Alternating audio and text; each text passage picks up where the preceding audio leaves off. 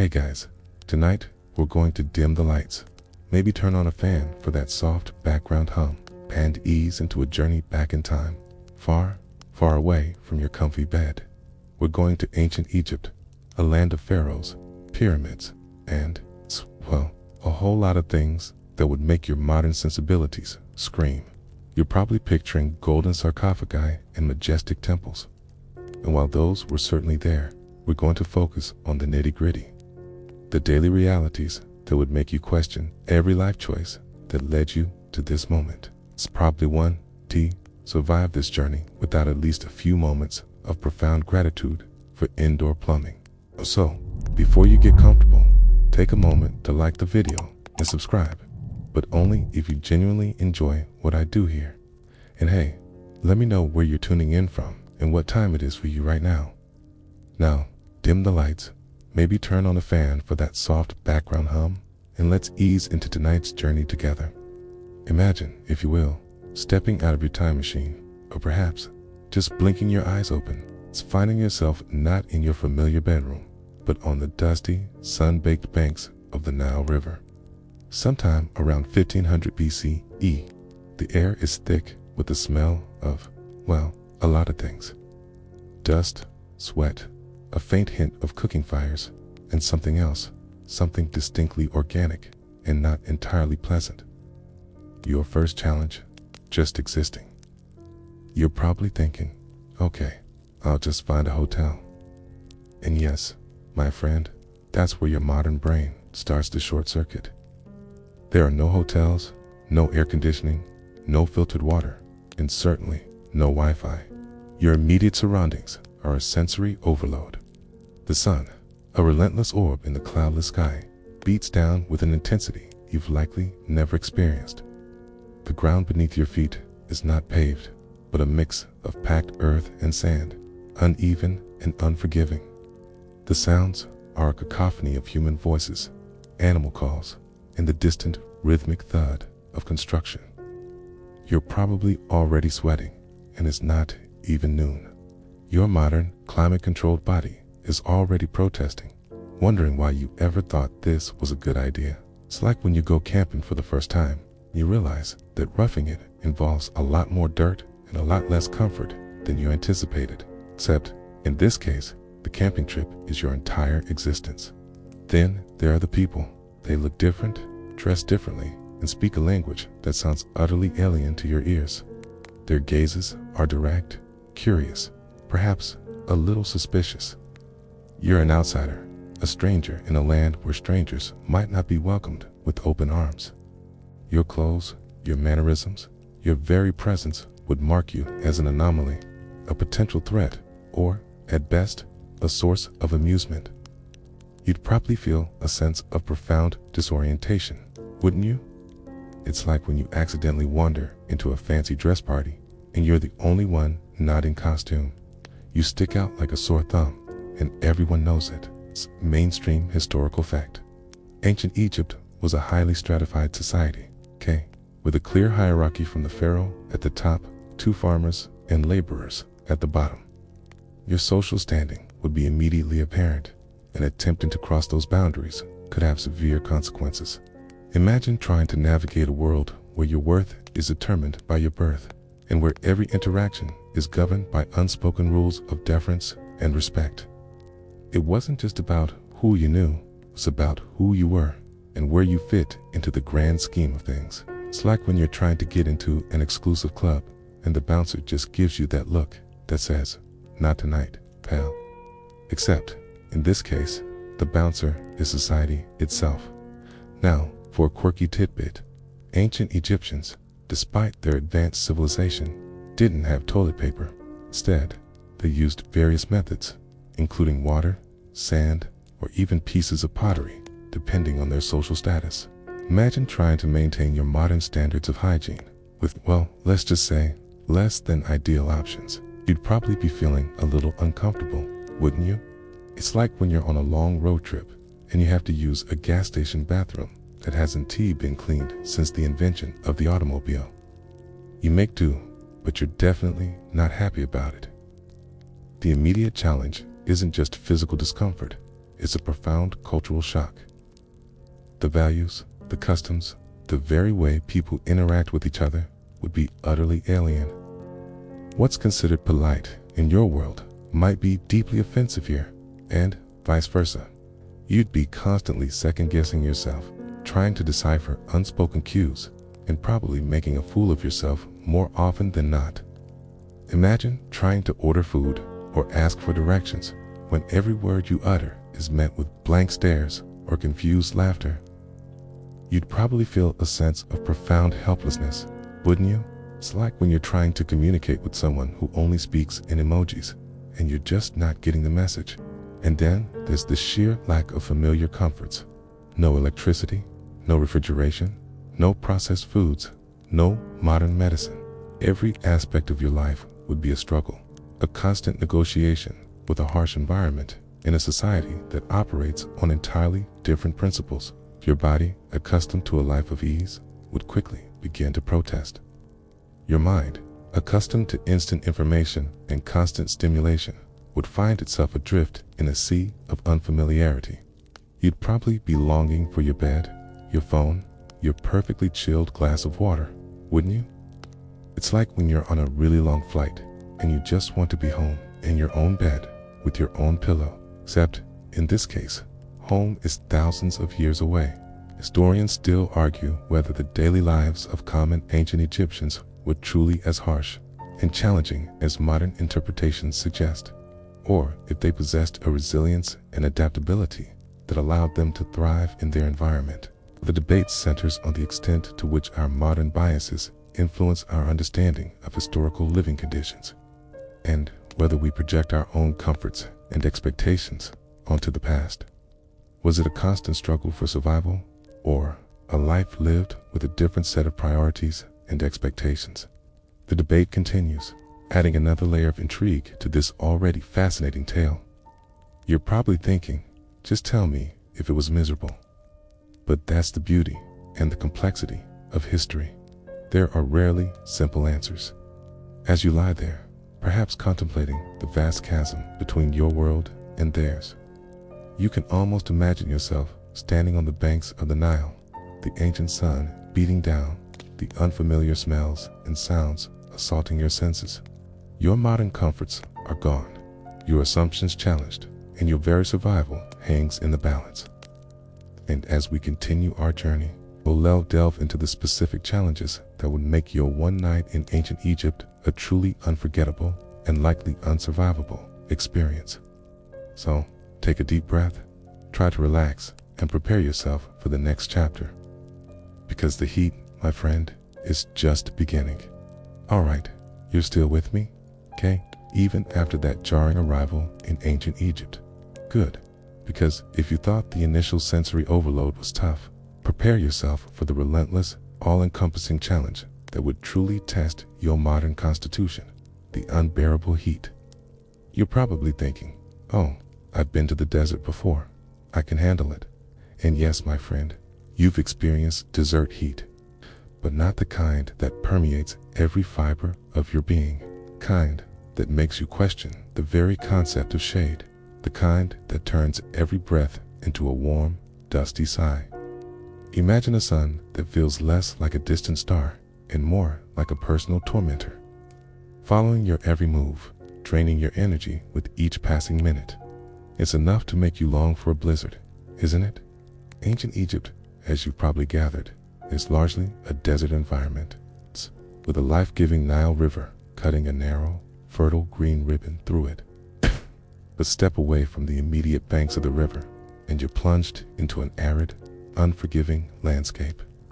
The temperatures, especially during the long summer months, could easily soar above 100 degrees Fahrenheit, 38 degrees Celsius, and often much higher. And this wasn't just a midday peak. The heat would linger, radiating from the sand and stone, making even the nights feel stifling. You're probably already feeling a bead of sweat trickle down your back just thinking about it. Your body, accustomed to air conditioning and climate control, would be in a state of constant shock, struggling to regulate its core temperature.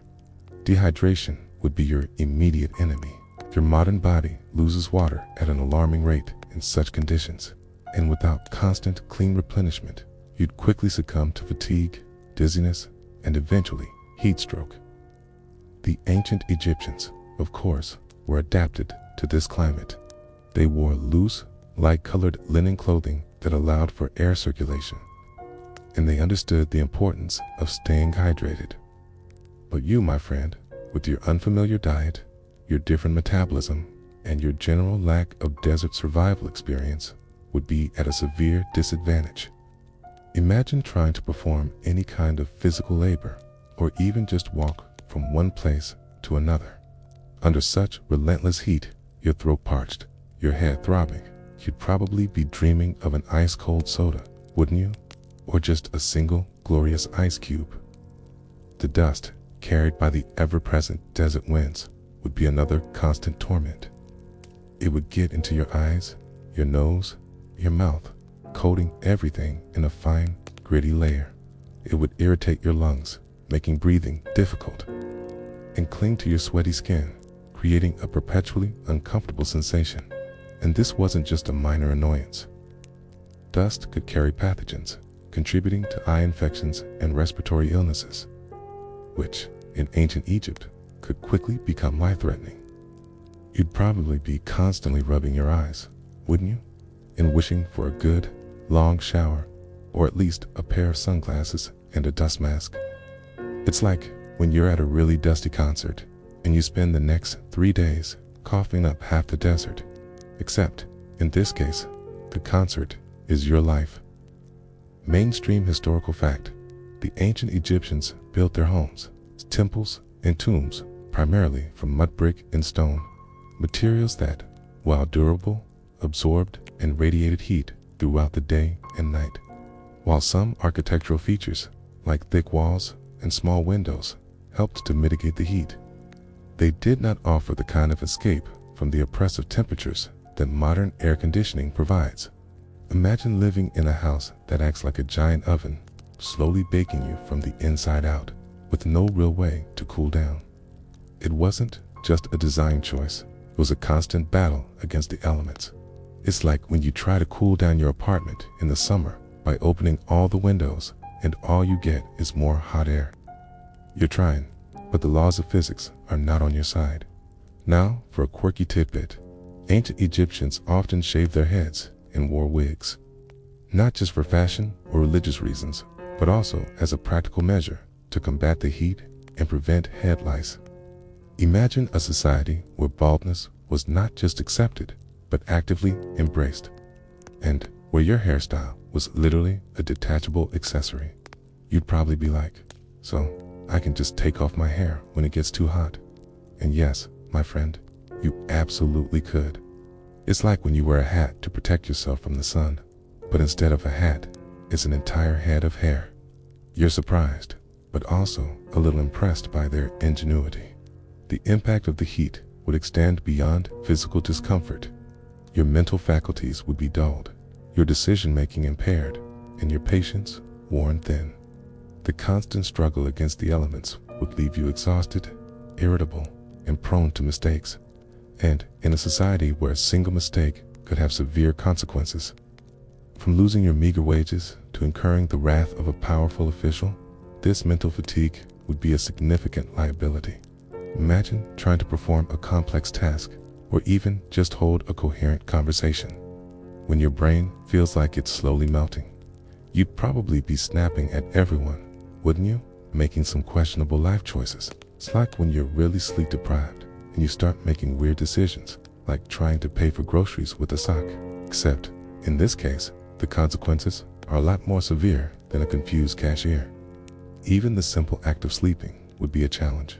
The nights, while cooler than the days, would still be warm, and the air would be thick with the buzzing of insects. You'd be trying to rest on a hard, uncomfortable surface, probably on the roof of a mud brick house to catch any faint breeze, but still struggling to find true respite from the heat. Your body, unable to properly cool down, would remain in a state of low-grade stress, preventing deep, restorative sleep. You'd probably be tossing and turning, wouldn't you? streaming of a cool, dark room with a soft mattress and a gentle breeze from an air conditioner. It's like when you're trying to sleep on a really hot summer night. And no matter what you do, you just can't get comfortable. Except, in this case, it's every night. The heat would also affect your food and water. Without refrigeration, food would spoil quickly, increasing the risk of food poisoning and other gastrointestinal illnesses. Water, even from the Nile, would be warm and potentially contaminated, making it a source of disease rather than relief. The constant need to find and consume clean, cool water would be a daily struggle, a life or death quest in itself. Imagine trying to quench your thirst with warm, murky water, knowing that every sip could be bringing you closer to a debilitating illness. You'd probably be very, very careful about what you consumed, wouldn't you? It's like when you're backpacking in the wilderness, and every drop of water is precious, and you filter it religiously. Except, in this case, the wilderness is your everyday life. Furthermore, the heat would exacerbate any existing health conditions you might have. Your modern body, accustomed to a relatively sterile environment and readily available medical care, would be ill-equipped to handle the constant assault of pathogens and environmental stressors. A simple cut could become infected. A minor illness could escalate into a life-threatening condition. It's all compounded by the relentless heat and dehydration. You'd probably be feeling every ache and pain, wouldn't you? And wishing you had access to a simple antibiotic or even just a clean bandage. It's like when you get a really bad cold and you feel like you're dying, but then you remember that people used to die from colds, and suddenly your cold doesn't seem so bad. Historians still argue whether the ancient Egyptians truly suffered from chronic dehydration and heat-related illnesses to the extent that modern individuals would, given their long adaptation to the climate and their specific cultural practices. The debate centers on the effectiveness of the traditional methods of coping with heat, such as their clothing, architecture, and dietary habits, and whether our modern understanding of heat stress accurately reflects their lived experience. Was it a constant, debilitating struggle, or did they possess a natural resilience that allowed them to thrive in such conditions? The debate continues, adding another layer of intrigue to this already fascinating tale. You're probably thinking, just tell me if they were always thirsty. But that's the beauty and the complexity of history. There are rarely simple answers. As you lie there, perhaps feeling a phantom bead of sweat on your brow, you can almost imagine the relentless heat of ancient Egypt, a constant oppressive force that would drain your energy, cloud your mind, and challenge your very will to survive. It's a reminder that survival is not just about avoiding predators or finding food. It's about adapting to your environment. And in ancient Egypt, the environment itself was a formidable foe. And as we continue our journey, we'll delve into the next immediate threat to your survival: the water, or rather, the lack of clean, safe water. Okay, take a deep breath, try to relax, and prepare yourself for the next chapter. Case, the thirst, my friend, is just beginning.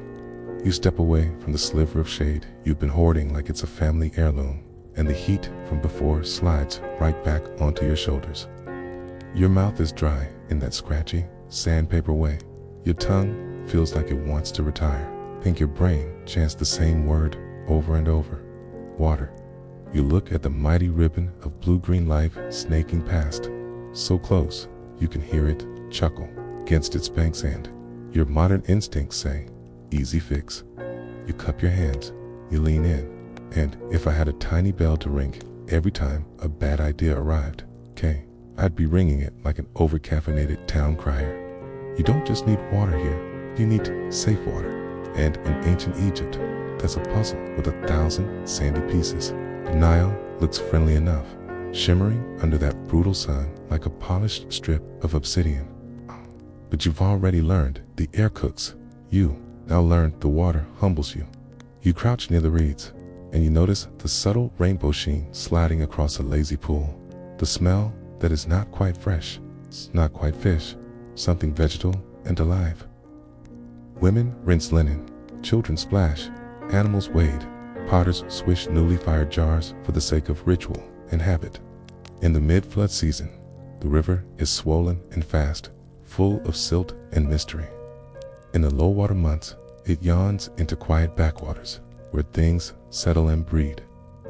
You don't know this yet, but the river carries passengers smaller than sight and tougher than you. Parasites, bacteria, little swimmers that treat human bodies like their Airbnb. A sip isn't just a sip. It could be a lease agreement your gut never signed. You reach for a jar, and a kindly woman gives you a look that's equal parts pity and, let's be honest, amusement. She taps the jar's neck. The pot is porous clay with a beaded, pebbled feel. Evaporative, cooling ancient tech. Water stored inside these vessels breathes through the walls, sacrificing a little volume to buy a few degrees of mercy. You bring the jar close, and even that barely cool mouthful tastes complicated. A hint of clay, a whisper of algae, a promise your stomach isn't sure it can keep. The locals have tricks. Letting the water settle so silt drops to the bottom, pouring carefully to keep the sludge out, straining through linen, perfuming with fragrant herbs, sweetening with date syrup when the aftertaste leans to swamp. Tates, and they've had millennia to practice. You're the kitchen intern on day one, already reaching for a Brita that hasn't been invented yet. You'll learn quickly that beer isn't just a party drink. Here it's a survival plan with bubbles. Barley loaves are mashed and fermented into a thick, nourishing brew, more porridge than Pilsner. Sometimes sipped through a reed straw to catch floating husks. The gentle alcohol, the acidity, the boiling steps in brewing these all tag team to make it safer than river water straight up. And yes, it counts as breakfast. Your modern nutrition app would spin like a top, but your kidneys whisper, "Thank you." You sip, and the grainy sweetness wraps your parched tongue like a friendly arm. You're not getting that ice-cold crispness you fantasize about, but you are getting calories, hydration, and a fighting chance. Mainstream historical fact. Workers in ancient Egypt had major building projects, and in state-run communities, such as Deir el-Medina, received beer rations as part of their wages. Scenes of brewing and drinking appear obsessively in tomb art. Beer wasn't a side note, it was a staple, a liquid bread that fueled labor and daily life alike, precisely because water safety was never guaranteed. The Nile's seasonal moods shape your day.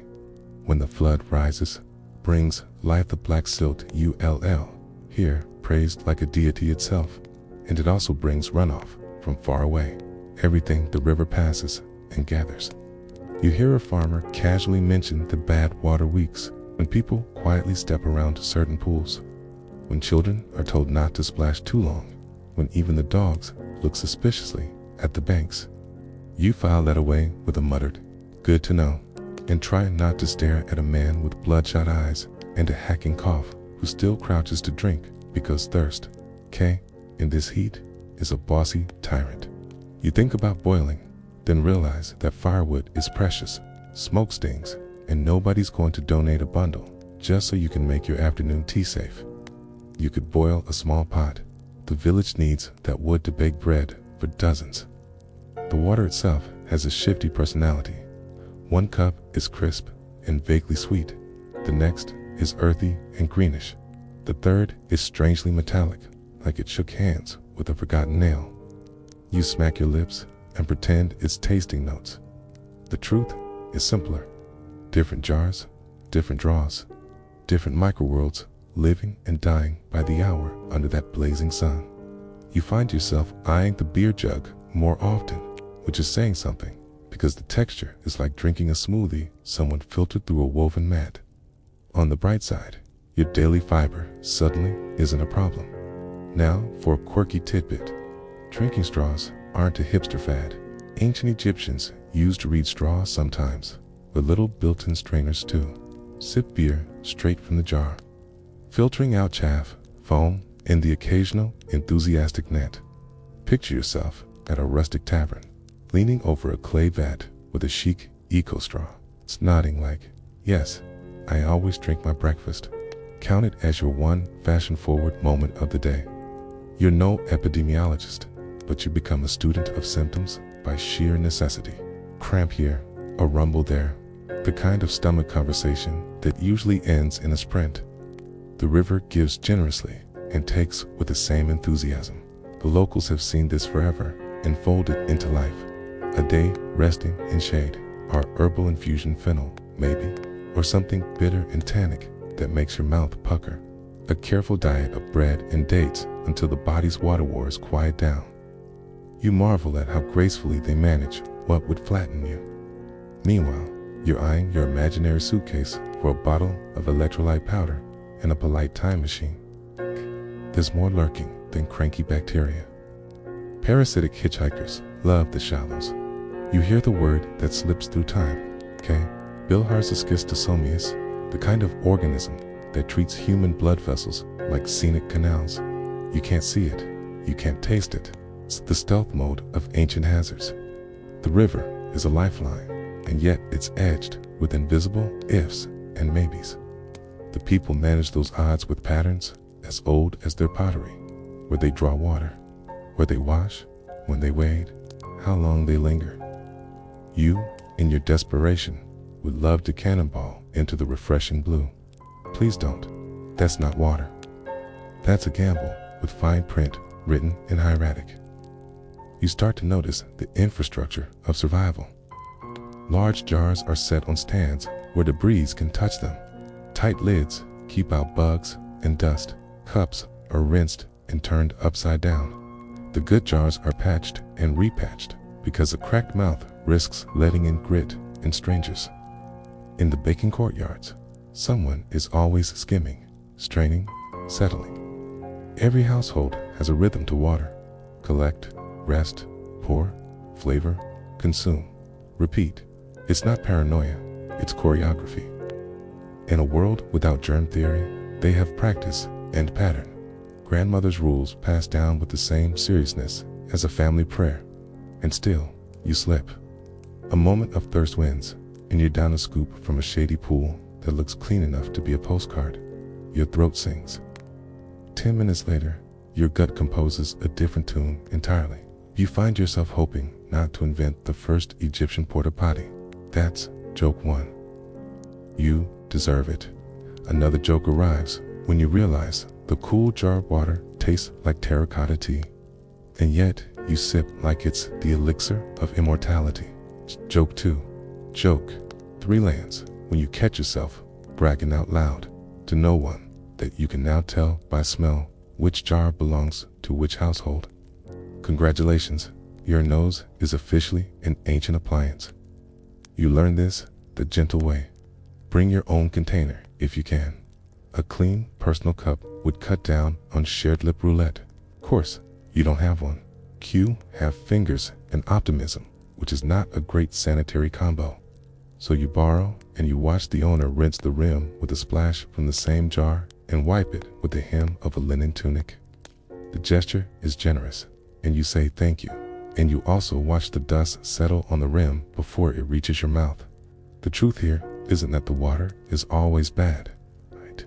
It's that the water is never simple, never out of context. It comes with community, with craft, with risk, with 100 small decisions you're still learning to make. Historians still argue whether ancient Egyptian beer, the staple liquid bread, was consistently safer than river water across seasons and regions, or if fermentation's benefits waxed and waned enough that people simply diversified their drinks to spread the risk. They also debate how widely water was deliberately boiled outside of brewing, weighing fuel costs and taste against safety. The arguments twist like the river itself, reminding you that there's no single answer, only strategies shaped by climate, custom, and necessity. You watch a brewer at work, and the process soothes you like a familiar lullaby. Bread loaves crumble into warm water, a thick mash swirls, a clay vat exhales a cozy, yeasty perfume. The brewer hums and skims. Time tilts, the sun slides a handbreadth along its arc. When the brew is ready, it's ladled out generously. Children get watered-down portions. Elders a richer cup. Laborers who return from the fields gulp deeply with the pleasure of people who earned it. The brewer's courtyard is the ancient version of your neighborhood coffee shop, except the beans are barley and the foam is, well, also barley. You fit your reed straw into the froth and sip, and your body says yes in a way that feels almost ancestral. There are other drinks: palm wine if you're lucky, date infusions, sweetened waters, perfumed with lotus or blue water lily at festivals. Special days taste special. Ordinary days have a crunch of grit and a hint of clay. You come to accept that palate fatigue is a small price to pay for not waking up at midnight with the stomach staging a coup. You grow fond of the faint mineral kiss of jar water, cooled by the evening breeze on a rooftop. The first mouthful sending a little ribbon of cool down your chest like mercy. Not. You don't romanticize though. A neighbor's toddler spikes a fever and cries through the night, and the mother presses a jar to his lips with the practiced tenderness of someone who has done this too often. An old fisherman coughs and shrugs. The river gave him 50 years, and he'll take the rest as they come. You are not built for this place, not yet, but you can learn its patience, its small disciplines, its respect for invisible risks. Water here is not a vending machine transaction. It's a relationship. It asks attention and gives life, asks caution and gives strength, asks humility and gives, and most days enough, since the sun leans toward evening. Jars on rooftops thrum with low, cooling breezes, and you find a patch of hard shade to sit and listen to the Nile breathe. Your tongue no longer feels like parchment, so your mind, for a blessed moment, clears. Somewhere a brewer laughs, somewhere a child splashes in a shallow basin, while a grandmother scolds gently and then lets them keep splashing anyway. The river, fickle and generous, flows on. Tomorrow it will likely ask the same questions of you, and you will answer with the same careful rituals you learned today. You swallow one last sip of clay-cool water and breathe slow, deliberate, like a sleepy metronome. The heat will return. Thirst will too. But for the moment, you've made peace with the oldest contract in this land. Respect the water, and it might just respect you back. All right? You're still with me, even after navigating the treacherous waters of ancient Egyptian hydration. Good, because if you thought getting a safe drink was a challenge, prepare your modern palate for the culinary delights of the past. Food frights. You're probably thinking, how bad can it be? It's just food, okay?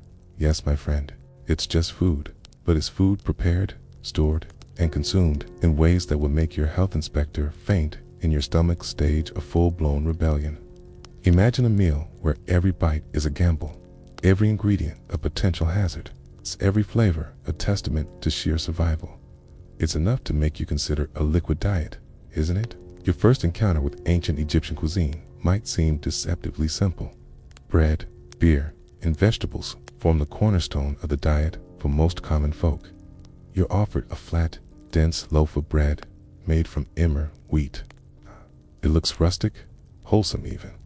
You take a bite, and immediately your teeth encounter something gritty. That's not a secret ingredient.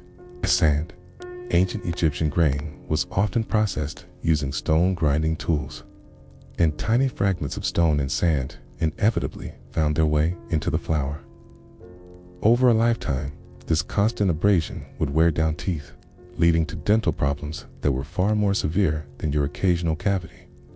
Imagine every meal slowly grinding down your enamel, turning your teeth into worn-down nubs. You'd probably be dreaming of a soft food diet, wouldn't you? Or at least a really good dentist with a time machine. Then there's the storage. Without refrigeration, food spoilage was a constant battle. Grains were stored in granaries, but even there, pests like rodents and insects were a persistent problem. Meat and fish, when available, had to be consumed quickly or preserved through salting, drying, or smoking.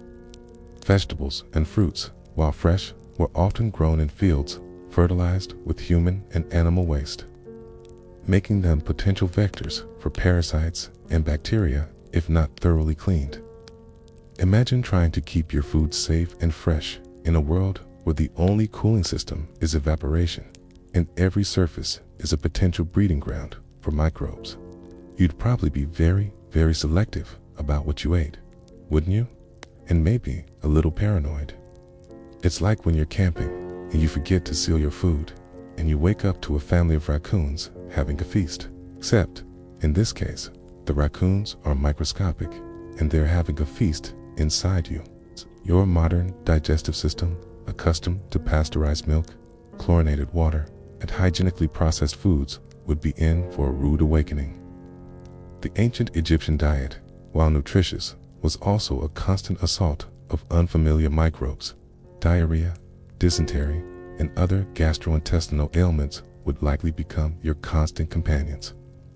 You'd probably spend a significant portion of your time in ancient Egypt feeling unwell, your stomach churning, your energy depleted. Imagine trying to enjoy a historical adventure when your gut is staging a daily protest. You'd probably be longing for a bland diet of crackers and ginger ale, wouldn't you? Or just a quiet corner in a very strong stomach medicine. Mainstream historical fact: paleopathological studies of ancient Egyptian mummies and skeletal remains reveal a high prevalence of dentalware, sepsis, and various parasitic infections, indicating the significant health challenges posed by their diet and living conditions. Direct evidence from their bodies tells a grim story of the daily struggles they faced. Far removed from the idealized images of pharaohs and gods, it wasn't just a theory, it was etched into their very bones. It's like when you find a really old diary and it tells a story that's completely different from the official history. You're shocked, but also fascinated by the raw truth. Now, for a quirky tidbit, ancient Egyptians loved garlic and onions, not just for flavor, but also for their perceived medicinal properties, believing they could ward off illness and provide strength. Imagine a world where your daily dose of antibiotics comes in the form of a pungent bulb, and where a strong breath is a sign of good health. You'd probably be like, so, I just need to eat more garlic to survive. And yes, my friend, it couldn't hurt. It's like when your grandma tells you to eat chicken soup when you're sick, okay, and you roll your eyes, but then you feel a little better. Sometimes, the old ways actually work. Beyond the basics, your diet would vary depending on your social status and the season. If you were lucky, you might get fish from the Nile, though it too carried risks of parasites. Dates, figs, and other fruits would provide sweetness and vitamins, but their seasonality meant they weren't always available. Meat, primarily beef, goat, or poultry, was a luxury, reserved for the wealthy or for special occasions and religious festivals. Imagine a world where a piece of roasted meat is a rare and cherished treat, not a daily expectation. You'd probably appreciate every bite, wouldn't you? It's like when you finally get to eat your favorite meal after a long period of deprivation, and it tastes even better than you remembered. Cooking methods were also rudimentary by modern standards. Food was often boiled, roasted over open fires, or baked in simple ovens, while cooking helps to kill some pathogens. The lack of precise temperature control and hygienic practices meant that food could still be undercooked or recontaminated after preparation. Imagine trying to cook a meal over an open flame, constantly battling smoke, ash, tea, and the ever-present flies, knowing that one wrong move could lead to a night of severe discomfort. Tease, you'd probably be very, very careful with your cooking, wouldn't you? Maybe a little stressed. It's like when you're trying to cook a complicated recipe for the first time, and you're constantly worried about burning something or getting food poisoning. Except, in this case, the stakes are a lot higher than a ruined dinner party. The lack of proper waste disposal would also contribute to food contamination. Food scraps and other organic waste would often be discarded in the streets or in open pits, attracting rodents and insects, which in turn would spread disease to food sources. Imagine trying to keep your kitchen clean when the entire neighborhood is a giant compost heap, and every fly is a potential disease vector. You'd probably be constantly swatting at things, wouldn't you? And wishing for a good, strong garbage disposal. It's like when you're trying to have a picnic in a park, and there are flies everywhere, and you just want to scream. Except, in this case, the picnic is your entire life. Even the act of eating itself would be different. Forks were not invented, so you'd be eating with your hands, or perhaps with a spoon made of wood or bone. While ancient Egyptians were generally clean, the constant exposure to dust and the lack of readily available soap and running water meant that hands were rarely truly sterile. Imagine trying to enjoy a meal when you're constantly aware of a grime under your fingernails and the potential for transferring unseen pathogens from your hands to your mouth. You'd probably be very, very conscious of your hand hygiene, wouldn't you? And maybe a little grossed out. It's like when you're at a potluck and someone double dips and you just want to politely excuse yourself and go home. Your modern body, accustomed to a balanced diet with a wide variety of nutrients, might also suffer from deficiencies. While the ancient Egyptian diet was generally adequate in calories, might lack certain micronutrients that you take for granted. This could lead to fatigue, weakened immunity, and a general feeling of malaise. Imagine feeling constantly tired, constantly a little bit off, and not knowing why, because your body is subtly missing something vital. You'd probably be craving a multivitamin, wouldn't you? Or just a really good salad? It's like when you're on a restrictive diet and you feel great for a while, but then you start to miss all the things you used to eat, and your body just feels wrong. Historians still argue whether the ancient Egyptian diet, despite its apparent limitations, was nutritionally sufficient for the majority of the population, or if widespread deficiencies contributed to their overall health challenges and shorter lifespans. The debate centers on the interpretation of skeletal evidence in ancient texts, and whether the occasional availability of luxury foods offset the daily monotony and potential nutritional gaps for the common person. Was it a surprisingly balanced diet, or a bare-bones existence that left them vulnerable? The debate continues, adding another layer of intrigue to this already fascinating tale. You're probably thinking, just tell me if I'd be hungry. But that's the beauty and the complexity of history. There are rarely simple answers. As you lie there, perhaps contemplating the hidden dangers in every bite, you can almost imagine the ancient Egyptian meal, a testament to human ingenuity and resilience in the face of constant threat. Every loaf of bread, every sip of beer, every piece of fruit, a small victory against spoilage, contamination, and disease. It's a reminder that survival is not just about grand adventures. It's about the mundane, the daily rituals, the constant vigilance required to keep your body functioning in a hostile world.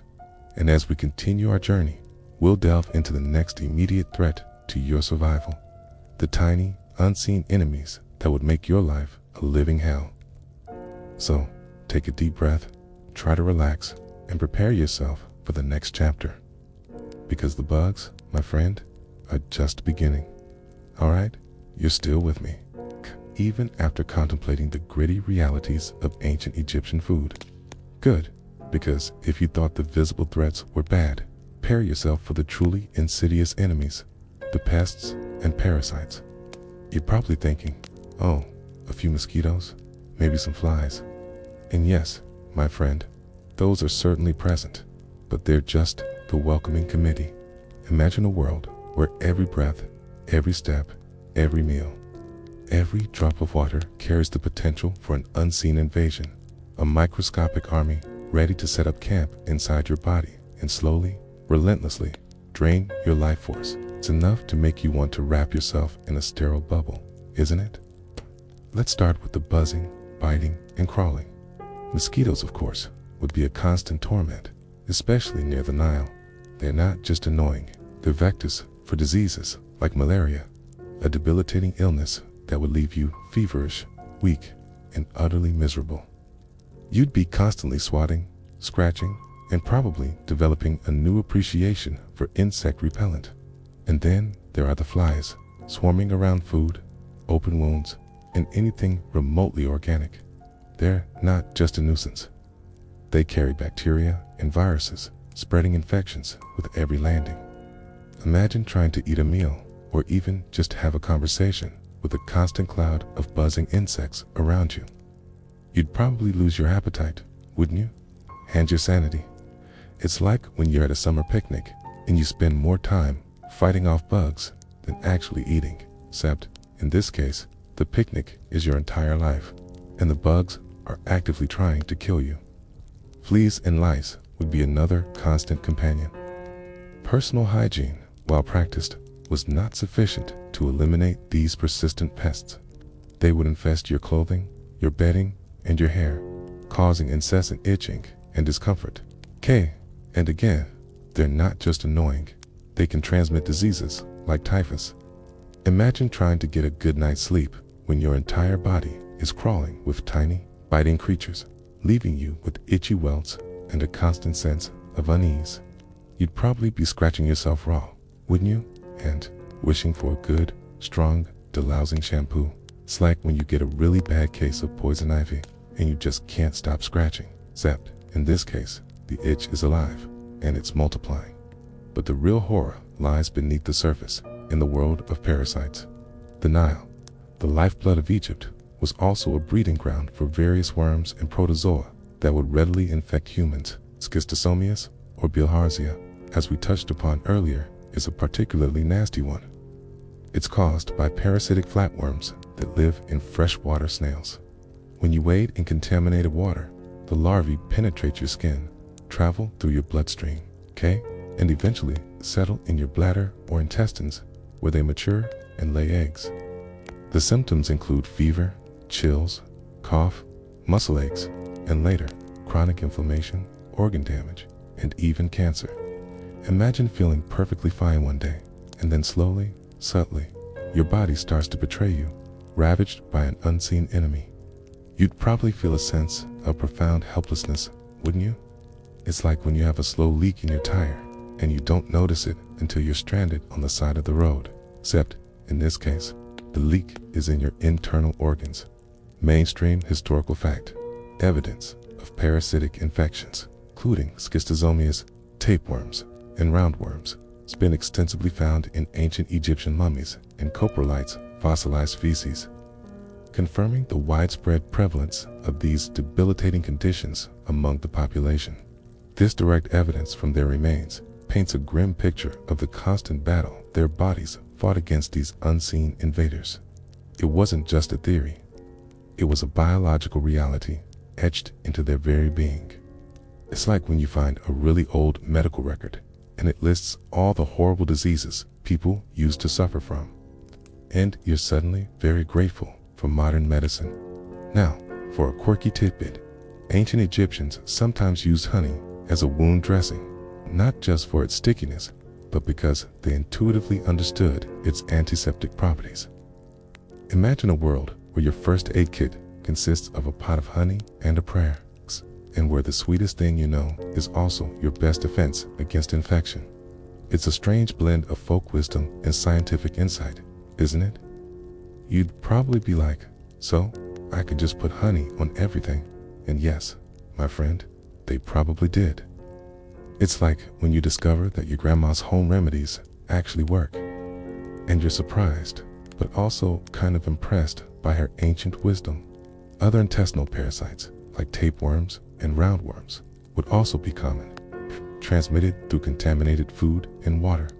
These worms would live in your gut, competing for nutrients, causing abdominal pain, nausea, weight loss, and general malaise, while not always immediately fatal. Chronic parasitic infections would weaken your immune system, making you more susceptible to other diseases and generally diminishing your quality of life. Imagine constantly feeling hungry, even after eating, or experiencing unexplained aches and pains, knowing that something is living inside you, slowly consuming your vitality. You'd probably feel a sense of profound violation, wouldn't you? It's like when you have a really bad roommate who eats all your food and never pays rent, except, in this case, the roommate is literally living inside you, and they're not paying anything. The lack of proper sanitation, which we'll delve into more deeply later, would exacerbate the problem of parasitic infections.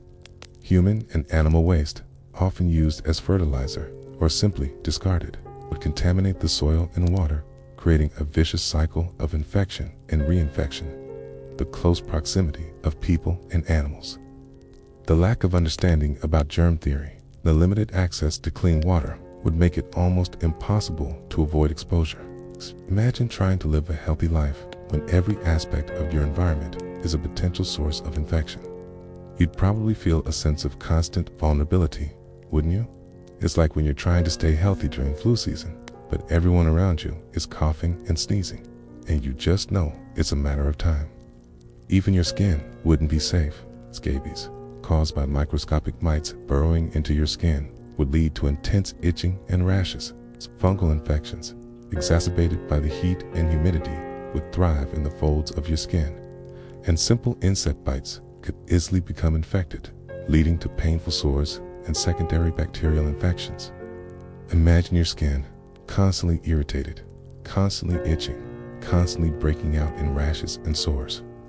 You'd probably feel a sense of profound discomfort, wouldn't you? And a desperate need for a good dermatologist. It's like when you go camping and you come back covered in bug bites and rashes, and you just want to soak in a bathtub full of calamine lotion. Except, in this case, the camping trip is your entire life, and the calamine lotion hasn't been invented yet. A constant battle against these pests and parasites would be a daily, exhausting struggle. It would drain your energy, compromise your health, and make every aspect of your life more difficult. Your modern body, accustomed to a relatively sterile environment and readily available treatments, would be ill-equipped to handle this relentless assault. A simple parasitic infection that you might treat with a single pill today could become a chronic, debilitating condition in ancient Egypt, slowly eroding your health and your will to survive. You'd probably be feeling constantly unwell, wouldn't you? And wishing for a quiet, clean room with a very strong air filter. It's like when you're trying to work from home and your internet keeps cutting out and you just want to scream. Except, in this case, the internet is your immune system and is constantly under attack. Historians still argue whether the ancient Egyptians had a sophisticated understanding of the link between hygiene and disease transmission, or if their practices, such as ritual bathing and careful food preparation, were more a matter of cultural tradition and aesthetic preference that coincidentally offered some protection. The debate centers on the extent of their scientific knowledge versus their empirical observations, and whether their methods were truly effective in mitigating the widespread parasitic burden. Was it a conscious effort to prevent disease or a fortunate byproduct of their daily routines? The debate continues, adding another layer of intrigue to this already fascinating tale. You're probably thinking, just tell me if they knew what they were doing. But that's the beauty and the complexity of history. There are rarely simple answers. You lie there, perhaps feeling a phantom itch. You can almost imagine the unseen world teeming around you, a constant reminder of your vulnerability in ancient Egypt. Every bite, every sip, every breath, a potential gateway for an unseen enemy.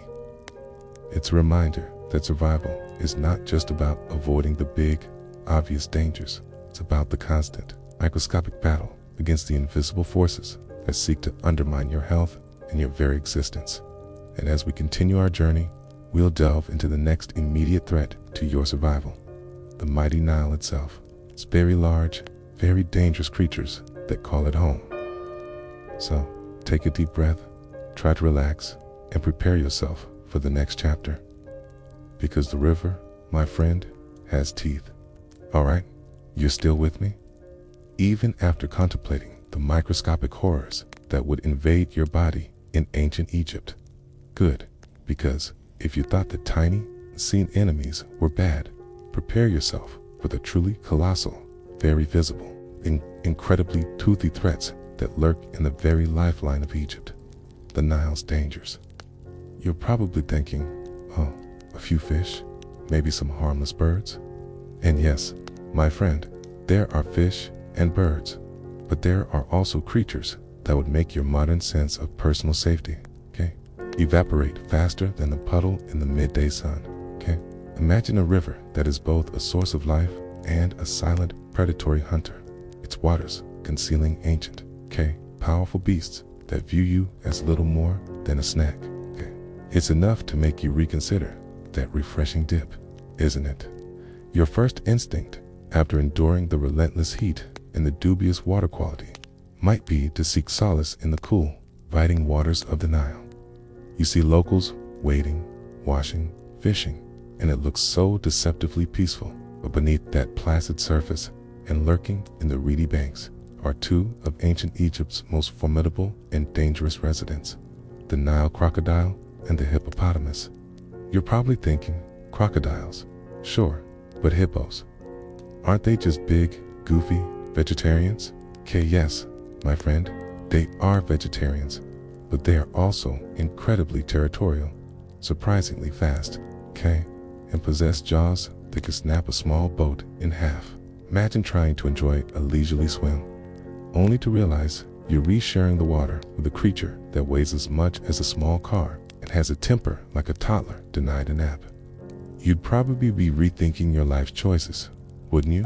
It's like when you go to a petting zoo and a cute little goat suddenly decides your shoelaces are delicious. You're surprised and a little bit terrified. The Nile crocodile, a creature that has remained largely unchanged for millions of years, was a constant and terrifying presence in ancient Egypt. These apex predators, capable of growing up to 20 feet long and weighing over a ton, were perfectly adapted to their environment. They would lie submerged, camouflaged by the murky water, waiting patiently for unsuspecting prey to come to the water's edge. A sudden lunge, a powerful snap of their jaws, and you'd be dragged into the depths before you even knew what hit you. Imagine trying to fetch water, or wash clothes, or simply cross a shallow ford, knowing that at any moment, a silent, scaly death could erupt from the water. You'd probably be very, very cautious, wouldn't you? And constantly scanning the water's surface for telltale ripples. It's like when you're walking through a dark alley, and you just know something is lurking in the shadows. Your instincts are screaming at you to run. Hippos, despite their seemingly docile appearance, were arguably even more dangerous than crocodiles. They are responsible for more human deaths in Africa than any other large animal. They are incredibly aggressive, especially when protecting their young or their territory. If you accidentally stumbled upon a hippopod, or if your small boat drifted too close to their domain, face a charging behemoth that could easily overturn your vessel or crush you with its powerful jaws. Imagine a creature that looks like a giant grumpy potato, suddenly transforming into a furious, unstoppable force of nature, charging directly at you. You'd probably be running for your life, wouldn't you? And wondering why no one ever told you that hippos were basically aquatic tanks with anger issues. It's like when you meet someone who seems really sweet, and then you accidentally step on their toe, and they suddenly turn into a raging monster. You're shocked by the sudden shift in personality. It's mainstream historical fact. Both Nile crocodiles and hippopotamuses were revered and feared in ancient Egypt, often depicted in art and mythology as powerful, sometimes malevolent deities or symbols of chaos. Despite their sacred status, they posed a very real and constant threat to the lives of those who lived and worked along the Nile. With archaeological evidence and historical texts detailing numerous human-animal conflicts, dual perception highlights the complex relationship ancient Egyptians had with their environment, recognizing both its life-giving and life-taking aspects. It wasn't just a belief, it was a daily reality, a constant negotiation with the wild. It's like when you have a really beautiful, but also very dangerous pet. You love it, but you also know it could kill you at any moment. Now, for a quirky tidbit, ancient Egyptian hunters, particularly those targeting hippos, sometimes used harpoons with detachable heads, allowing the head to remain embedded in the animal while the rope remained attached to a float, eventually tiring the creature out. Imagine trying to hunt a creature that weighs several tons is incredibly aggressive and spends most of its time underwater with what essentially amounts to a giant fishing pole. It's a testament to their bravery, their ingenuity, and perhaps their desperation for food. You'd probably be like, so they were basically ancient whalers, but for hippos. And yes, my friend, they absolutely were. It's like when you see a really complicated Rube Goldberg machine, okay? And you're impressed by the engineering, but you also wonder why they didn't just use a simpler method. Except, in this case, the simpler method was probably getting eaten. Beyond the megafauna, the Nile and its surrounding environment harbored other, less obvious, but equally dangerous creatures. Venomous snakes, such as cobras and vipers, would be common in the reeds and rocky areas along the riverbanks. A single bite could be fatal, and without antivenom, your chances of survival would be slim. Scorpions, too, would lurk under rocks and in cracks. Their painful stings, capable of causing severe illness or even death, especially for children or the infirm. Imagine trying to walk barefoot along the river or reaching into a dark crevice, knowing that a hidden, deadly creature could be waiting. You'd probably be very, very careful where you put your feet and hands, wouldn't you? And constantly checking your sandals. It's like when you're walking through a field and you're constantly worried about stepping on something sharp. Except, in this case, the sharp thing is alive and it wants to inject you with poison. The very act of fishing, a crucial source of protein for many ancient Egyptians, carried inherent risks. Not only were you exposed to the dangers of crocodiles and hippos, but some fish themselves could be dangerous. Certain species, if not prepared correctly, could be poisonous, leading to severe illness or death. Others had sharp spines or teeth that could inflict painful wounds, which in a world without antibiotics could easily become infected. Imagine trying to catch your dinner, knowing that the very food you're trying to acquire could be the end of you. You'd probably be very, very selective about your catch, wouldn't you? Perhaps a little hesitant to try anything new. It's like when you're trying a new dish at a restaurant, you're constantly wondering if it's going to give you food poisoning. Except, in this case, the restaurant is the entire river, and the food poisoning is potentially fatal. Even the seemingly benign insects could pose a threat. Beyond the disease-carrying mosquitoes and flies, there were stinging insects like wasps and bees, whose stings could cause allergic reactions or simply intense pain. And while not directly deadly, a swarm of angry insects could certainly make your life miserable, distracting you from more immediate dangers or causing you to stumble into an even worse situation. Imagine trying to focus on a task or simply trying to relax when you're constantly being harassed by a cloud of angry, stinging insects. You'd probably be flailing your arms around like a madman, wouldn't you? And wishing for a good, strong bug zapper. It's like when you're trying to enjoy a quiet moment in your backyard and a wasp decides to build a nest right next to your head. You're annoyed and a little bit scared. The Nile, while providing fertile land and a means of transportation, was also a constant reminder of the raw, untamed power of nature. Its floods, while essential for agriculture, could also be devastating, destroying homes, crops, and lives. The unpredictable currents, the hidden sandbars, and the sheer volume of water could easily overwhelm a small boat or an inexperienced swimmer. Imagine trying to navigate a river that is both your lifeline and a potential death trap. Its moods shifting with the seasons, its depths concealing unseen dangers. You'd probably be very, very respectful of its power, wouldn't you? And constantly aware of its potential to turn on you.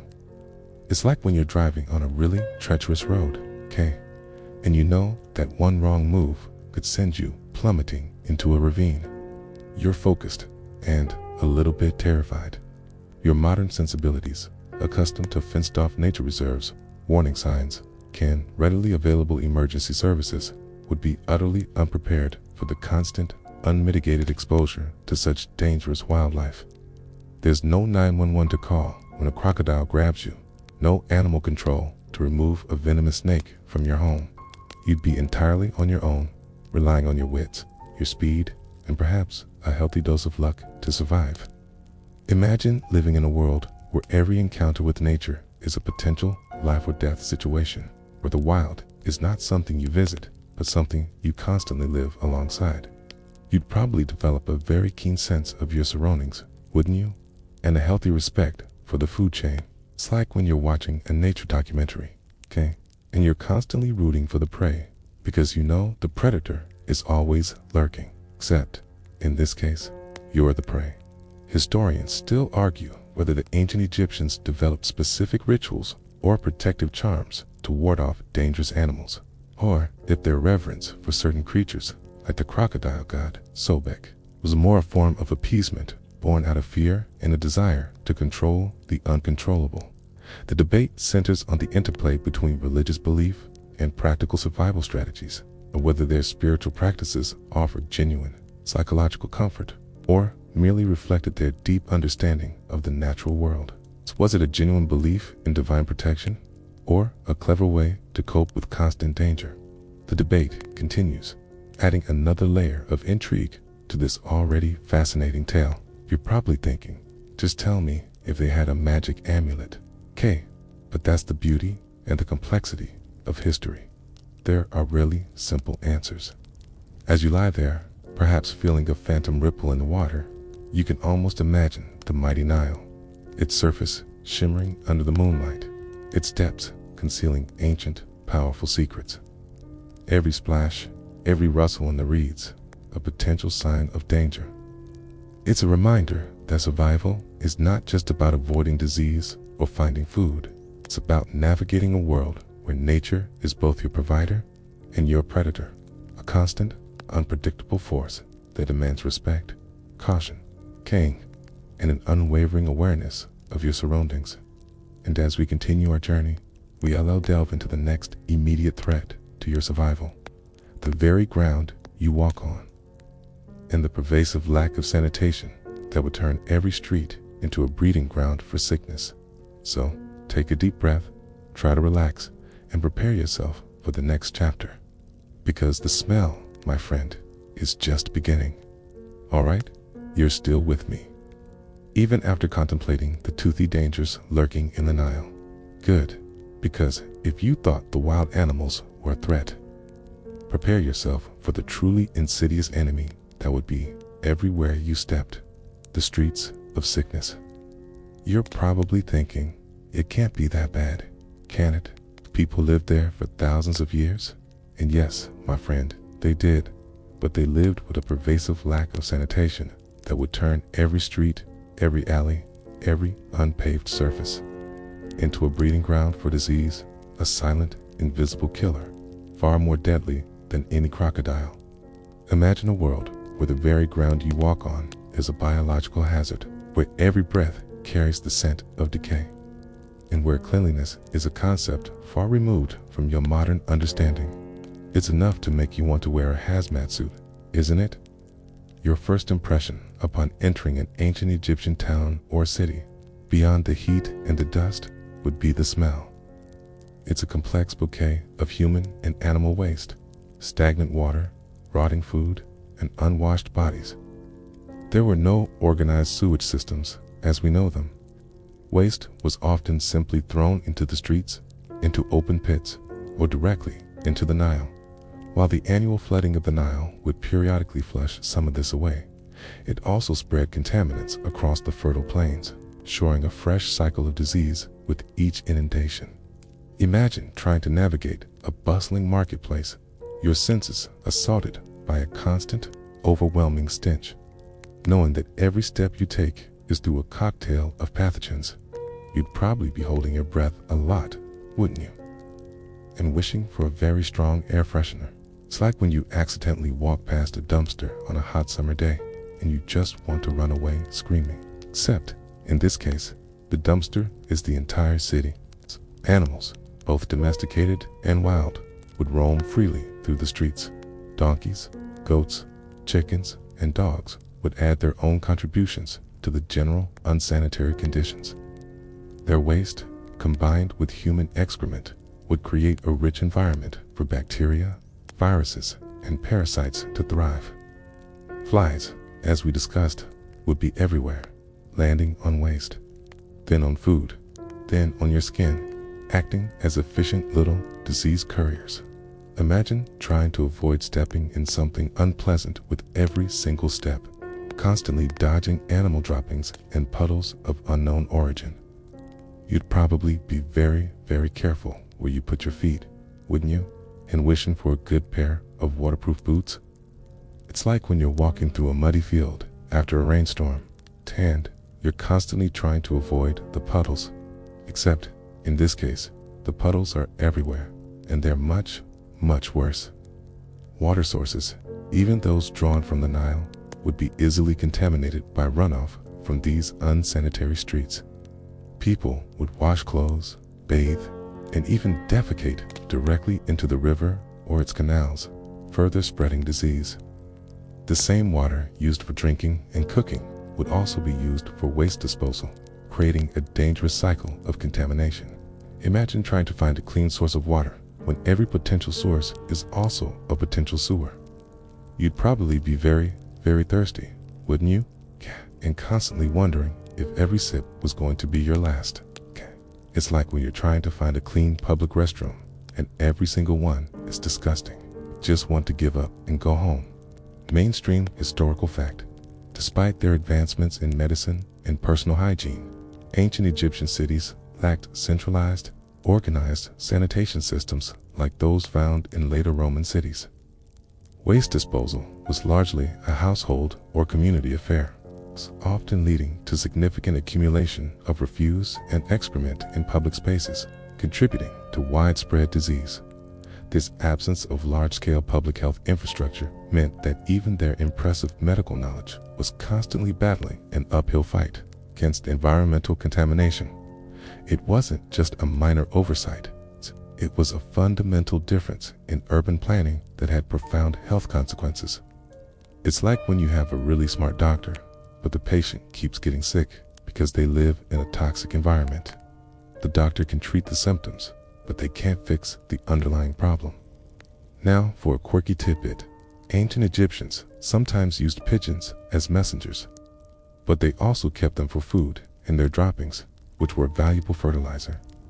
Imagine a city where the air is thick with the smell of waste, and the sky is filled with birds that are essentially flying manures, predators. It's a strange blend of practicality and pervasive filth, isn't it?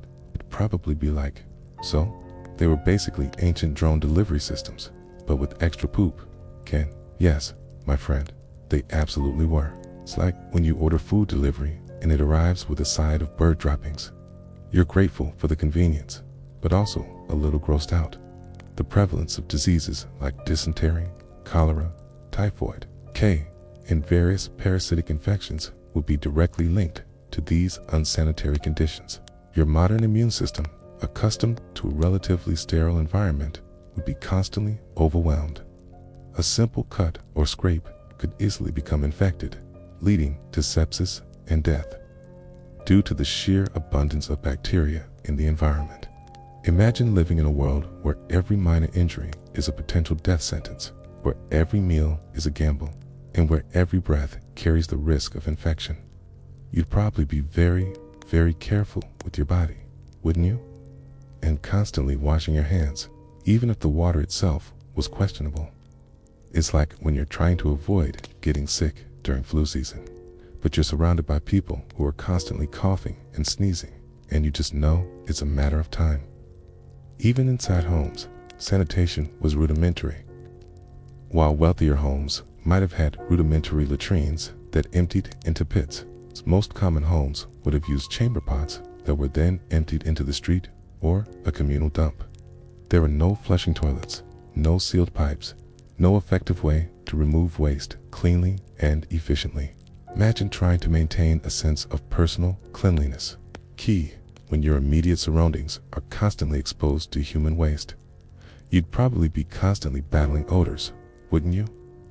And wishing for a good, strong disinfectant. It's like when you're trying to keep your house clean, but your neighbors keep throwing their trash into your yard. You're doing your best, but you're fighting a losing battle. The sheer density of population in ancient Egyptian cities, particularly in areas like Memphis or Thebes, would exacerbate these problems. More people meant more waste, more disease, and a higher likelihood of rapid transmission. It's the close living quarters, the shared water sources, and the constant movement of people would create ideal conditions for epidemics to spread like wildfire. Imagine living in a crowded city where every cough, every sneeze, every illness is a potential threat to your entire community. You'd probably feel a sense of constant vulnerability, wouldn't you? In a desperate need for personal space. It's like when you're on a crowded subway and someone starts coughing, and you just want to get off at the next stop and run for your life. Your modern nose, accustomed to filtered air and deodorized spaces, would be in a state of constant assault. The pervasive smell of decay, of unwashed bodies, of animal waste would be a constant, inescapable presence. It would cling to your clothes, your hair, your skin, and permeate every aspect of your existence. You'd probably find yourself constantly trying to breathe through your mouth, or holding a perfumed cloth to your nose, anything to escape the overwhelming stench. Imagine trying to sleep, or eat, or even just think, with that constant, oppressive odor hanging in the air. You'd probably lose your sense of smell entirely, wouldn't you? Or at least develop a very strong aversion to certain smells. It's like when you work in a really smelly environment, and after a while, you don't even notice it anymore, except, in this case, the environment is your entire world. Historians still argue whether the ancient Egyptians, despite their lack of modern sanitation, developed effective traditional methods for managing waste and mitigating disease, such as the use of specific plants as disinfectants, or the practice of bearing waste away from settlements. The debate centers on the extent to which their empirical knowledge and cultural practices compensated for their lack of scientific understanding of germ theory, and whether their public health outcomes were better or worse than other ancient civilizations. Was it a surprisingly effective system, or a constant struggle against overwhelming odds? The debate continues, adding another layer of intrigue to this already fascinating tale. You're probably thinking, just tell me if they had hand sanitizer. But that's the beauty and the complexity of history.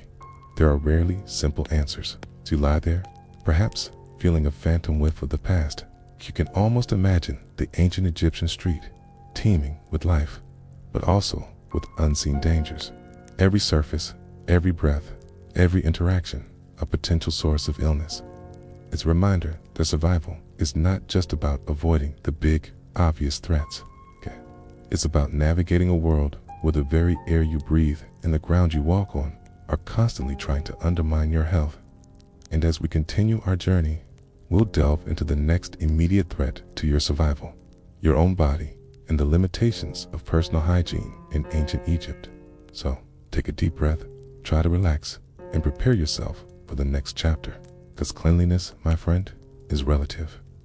Alright, you're still with me, even after wading through the invisible hazards of ancient Egyptian streets. Good, because if you thought the external environment was challenging, prepare yourself for the intimate struggle of personal hygiene. You're probably thinking, well, I can just wash myself, right? And yes, my friend, you can, but your modern notions of cleanliness, of hot running water, scented soaps, and fluffy towels are about to be thoroughly debunked.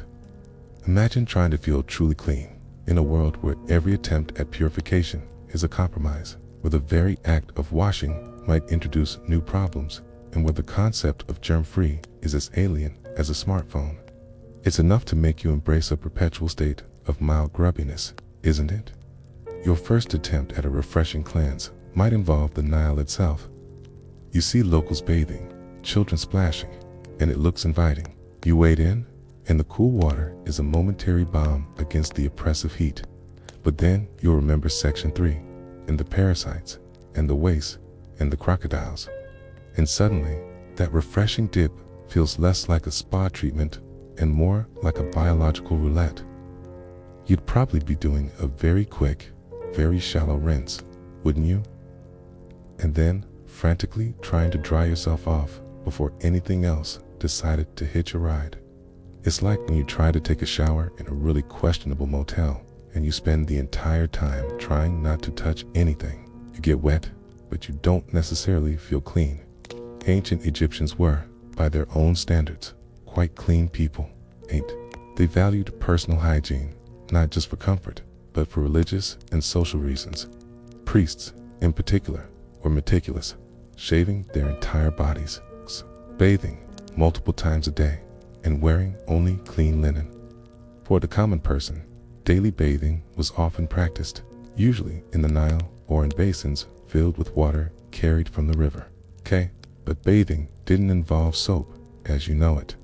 Instead, they used natron, a naturally occurring salt mixture, or a paste made from plant ashes and clay, which acted as an abrasive and a degreaser. Imagine trying to lather up with a gritty, alkaline paste that probably smells faintly of dirt.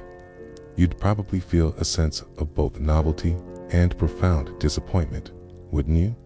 It's like when you try a new natural shampoo and it leaves your hair feeling like straw. You appreciate the effort, but you miss your chemicals. After washing, there were no fluffy towels. You'd air dry or use a piece of linen, and then the oil. Ancient Egyptians used various oils, often scented with fragrant herbs or flowers, to moisturize their skin and protect it from the harsh sun and dry air. While this helped with skin health, it also created a sticky surface for dust and dirt to adhere to, creating a perpetual layer of grime that would be difficult to remove without a thorough scrubbing.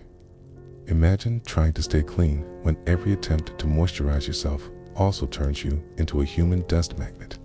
You'd probably feel a sense of constant stickiness, wouldn't you? And wishing for a good, strong exfoliant. It's like when you put on too much sunscreen and you feel like you're covered in a greasy film all day. You're protected, but you're also kind of gross.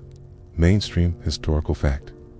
Ancient Egyptians were known for their elaborate personal grooming habits, including shaving body hair, using deodorants made from carob and frankincense, and applying various oils and perfumes. While these practices contributed to their aesthetic and social standards of cleanliness, they did not prevent the widespread prevalence of parasitic infections and skin conditions, highlighting the limitations of their understanding of microscopic pathogens. It wasn't just about looking good. It was about smelling good and feeling good, but it wasn't about being germ-free. It's like when you put on your best outfit, but you're secretly wearing mismatched socks. You look great on the outside, but there's a hidden truth. Now, for a quirky tidbit. Ancient Egyptians used a form of toothpaste made from ingredients like rock salt, mint, dried iris flowers, and pepper. Imagine brushing your teeth with a gritty, spicy paste that probably tasted like a very aggressive herbal tea. You'd probably be making some interesting faces, wouldn't you? And wondering if your breath was actually getting better or just more exotic. It's like when you try a new artisanal toothpaste and it promises to be all natural, but it tastes like dirt and leaves your mouth feeling vaguely confused. You appreciate the effort, but you miss your minty fresh foam. Oral hygiene was a significant challenge, as we discussed. The gritty bread wore down teeth, leading to abscesses and infections. While they had rudimentary toothpastes and mouthwashes, regular dental care as we know it was non-existent. Many ancient Egyptians suffered from severe dental problems, which could lead to systemic infections and even death. Imagine trying to eat your gritty bread with a throbbing toothache, knowing that the only relief might come from a very painful extraction, or simply waiting for the infection to run its course. You'd probably be very, very careful with your chewing, wouldn't you? And wishing for a good, strong painkiller. It's like when you have a really bad toothache and you just want to pull your own teeth out. Except, in this case, that might actually be your best option. Clothing, primarily linen, was light and breathable, which was essential in the heat. However, frequent washing was a labor-intensive process, involving beating the linen against stones in the river or trampling it in basins with natron. Drying would be quick in the sun, but the constant exposure to dust and the lack of proper storage meant that clothes would quickly become soiled again. Imagine trying to keep your wardrobe fresh and clean when every wash is a full-body workout and every breeze brings a fresh layer of dust. So you'd probably be wearing the same outfit for a lot longer than you'd like, wouldn't you? And developing a new appreciation for laundry machines. It's like when you're on a long camping trip and you just accept that your clothes are going to be a little bit dirty. Except, in this case, the camping trip is your entire life. Hair removal was also a common practice, especially for priests and the elite, who would shave their heads and bodies to maintain ritual purity and to combat lice and fleas. For the common person, hair would be kept short or braided, and combs made of wood or bone would be used to remove nits. While this helped with pest control, it was a constant battle, and infestations were likely common. Imagine trying to maintain a perfectly smooth, hairless body in a world without razors, using bronze, blades, or depilatory creams made from various concoctions. You'd probably be spending a lot of time grooming, wouldn't you? And wishing for a good, strong laser hair removal treatment. It's like when you're trying to get ready for a fancy event, you realize you have a rogue hair that just won't cooperate. Except, in this case, the rogue hair is everywhere and it's probably got friends. The lack of understanding about germ theory meant that even their best efforts at hygiene were often undermined by unseen forces. They might wash their hands, but if the water itself was contaminated, or if they then touched a contaminated surface, the cycle of infection would continue. Their practices were based on empirical observation and religious belief, not on a scientific understanding of microorganisms. Imagine trying to fight an invisible enemy, using methods that are only partially effective, and constantly wondering why you keep getting sick. You'd probably feel a sense of profound frustration, wouldn't you? In a desperate need for a microscope. It's like when you're trying to fix a computer problem and you're doing everything right, but you're missing one crucial piece of information. You're trying, but you're fighting a losing battle. Your modern body, accustomed to daily showers, antibacterial soaps, and clean environments, would be in a constant state of low-grade infection and discomfort. Skin rashes, fungal infections, and bacterial infections from minor cuts and scrapes would be common. The constant itching, the lingering odors, and the general feeling of being perpetually unclean would be a significant psychological burden, adding to the physical challenges of survival. You'd probably be feeling constantly itchy, wouldn't you? And wishing for a good, strong antiseptic. It's like when you're trying to sleep, okay? And there's a mosquito buzzing around your ear, and you just can't get comfortable. Except, in this case, the mosquito is your entire body, and is constantly buzzing with discomfort. Historians still argue whether the ancient Egyptians' emphasis on personal hygiene was primarily driven by aesthetic and religious considerations, or if they had an intuitive, albeit unscientific, understanding of its role in preventing disease. The debate centers on the interpretation of their medical texts and the archaeological evidence of their grooming tools, and whether their practices were truly effective in mitigating the health risks of their environment. Was it a conscious effort to prevent illness, or a fortunate byproduct of their cultural values? The debate continues, adding another layer of intrigue to this already fascinating tale.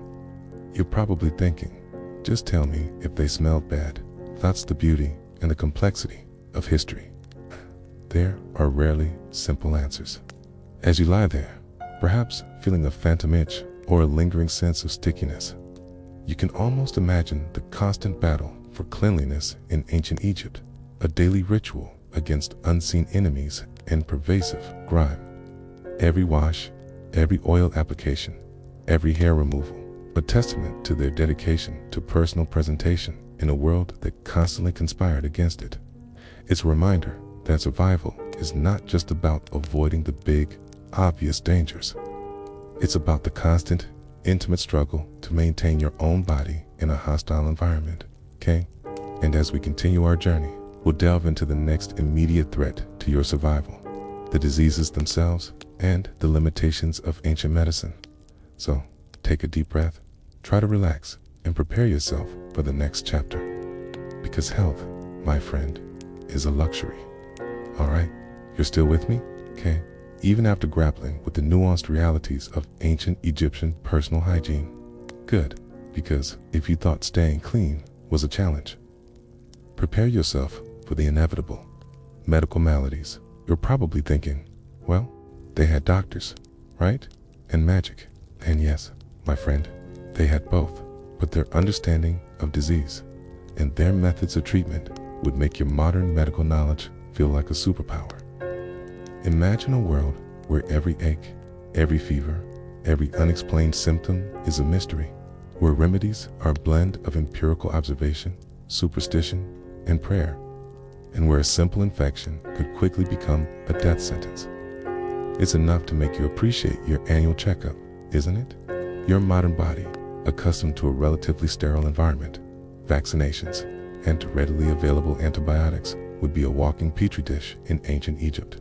As we've discussed, the pervasive unsanitary conditions, contaminated food and water, taint, and the constant presence of pests and parasites would mean your immune system would be under relentless assault.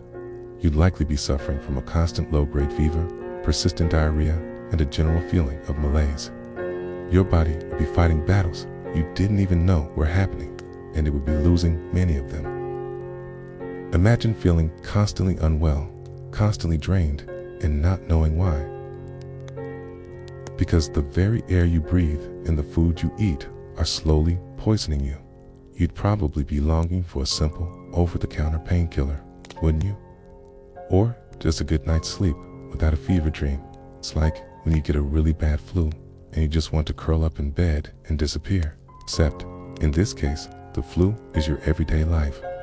Common diseases would be rampant. Malaria, transmitted by mosquitoes, would cause recurring fevers, chills, and weakness. Tuberculosis, spread through close contact, would slowly consume your lungs. Smallpox, measles, and polio, diseases largely eradicated in your time, would sweep through communities, leaving a trail of death and disfigurement. Eye infections, exacerbated by dust and flies, would be common, often leading to blindness. And then there were the parasitic infections, as we've explored, silently debilitating you from within. Imagine a world where every cough, every rash, every unexplained lump is a potential harbinger of a deadly disease, and where childhood is a gauntlet of illnesses that most modern children never encounter. You'd probably be living in a constant state of low-level anxiety, wouldn't you? And constantly checking yourself for symptoms. It's like when you're trying to avoid getting sick during a pandemic, and every sneeze makes you jump. Except, in this case, the pandemic is always happening. Ancient Egyptian medicine, while surprisingly advanced for its time, operated without a true understanding of germ theory or the circulatory system. Their physicians, or CNY, were skilled observers, capable of diagnosing and treating a wide range of ailments, from broken bones to dental abscesses. They had a vast pharmacopoeia of herbal remedies, animal products, and minerals, some of which had genuine medicinal properties. They performed surgeries, set fractures, and even had rudimentary prosthetics. But their understanding of the underlying causes of disease was often rooted in supernatural explanations, attributing illness to angry gods, malevolent spirits, or magical curses. Imagine a doctor meticulously examining your symptoms, but then suggesting that your fever is caused by an angry deity, and the cure involves a magical incantation. You'd probably feel a sense of both admiration for their skill and profound confusion, wouldn't you? It's like when you go to a really good mechanic, but they also believe that your car problems are caused by mischievous gremlins. You appreciate the fix, but you question the philosophy. Mainstream historical fact. The Edwin Smith Papyrus, dating back to around 1600 BCE, is one of the oldest surviving medical texts in the world, detailing surgical procedures, anatomical observations, and treatments for various injuries in a rational, empirical manner without resorting to magic. This papyrus demonstrates a surprisingly sophisticated understanding of trauma and its management, showcasing the practical, observational side of ancient Egyptian medicine. It wasn't just a collection of spells, was a medical textbook, a testament to their keen observational skills and their commitment to healing. It's like when you find a really old science textbook. You're surprised by how much they actually knew, even without modern technology. Now, for a quirky tidbit, ancient Egyptian doctors sometimes used moldy bread to treat infections, intuitively stumbling upon the antibiotic properties of penicillin long before its formal discovery. Imagine a world where your best defense against a raging infection is a piece of stale, fuzzy bread, and where the most advanced medicine comes from something you'd normally throw away. It's a strange blend of accidental genius and desperate pragmatism, isn't it? You'd probably be like, so, my sandwich is basically a pharmacy. And yes, my friend, it absolutely could be. It's like when you accidentally discover that something you thought was useless actually has a hidden superpower. You're surprised, but also kind of impressed by its unexpected utility. Pain management was rudimentary. While they had some pain-relieving herbs, like opium poppies, their use was not widespread or consistently effective. For most common ailments, you'd simply have to endure the pain. Imagine suffering from a severe toothache or a broken bone with no access to modern painkillers. Just a few herbal concoctions that might dull the edge but wouldn't eliminate the agony. You'd probably be very, very stoic, wouldn't you? Or just constantly gritting your teeth. It's like when you get a really bad headache and you just have to wait it out, knowing that there's nothing you can do but suffer through it. Except, in this case, the headache is your entire body, and it's a lot worse. Childbirth was incredibly dangerous for both mother and child. Infant mortality rates were extremely high, and many women died during or shortly after childbirth due to complications, infections, or hemorrhage. The lack of sterile environments, trained midwives, and emergency medical interventions meant that bringing new life into the world was a perilous undertaking. Imagine a world where every birth is a life or death gamble, where the joy of new life is always tempered by the ever-present threat of tragedy. You'd probably feel a sense of profound vulnerability, wouldn't you? And a desperate need for a good obstetrician. It's like when you're watching a really intense medical drama and you're constantly on the edge of your seat, hoping for a good outcome. Except, in this case, the drama is real and the stakes are incredibly high. Even seemingly minor injuries could become life-threatening. A simple cut could become infected, leading to gangrene and amputation or systemic sepsis. It's a broken bone, if not set correctly, could lead to permanent disability. The lack of antibiotics meant that bacterial infections, which you treat with a simple pill today, would often be fatal in ancient Egypt. Imagine a world where a small wound could spiral into a catastrophic illness, where every scratch is a potential gateway for death. You'd probably be very, very careful with your body, wouldn't you? Constantly trying to avoid any kind of injury. It's like when you're playing a video game on hard mode and every single hit point matters. You're constantly on edge, trying to avoid damage. The role of magic and religion in medicine was pervasive. Spells, amulets, and rituals were often employed alongside practical remedies, reflecting a holistic approach to healing that encompassed both the physical and the spiritual. While this might seem unscientific to your modern mind, for the ancient Egyptians, it provided a sense of control and comfort in the face of unpredictable illness. Imagine a doctor not just prescribing medicine, but also performing a ritual to appease an angry god, or giving you an amulet to ward off evil spirits. You'd probably feel a sense of both skepticism and a desperate hope, wouldn't you?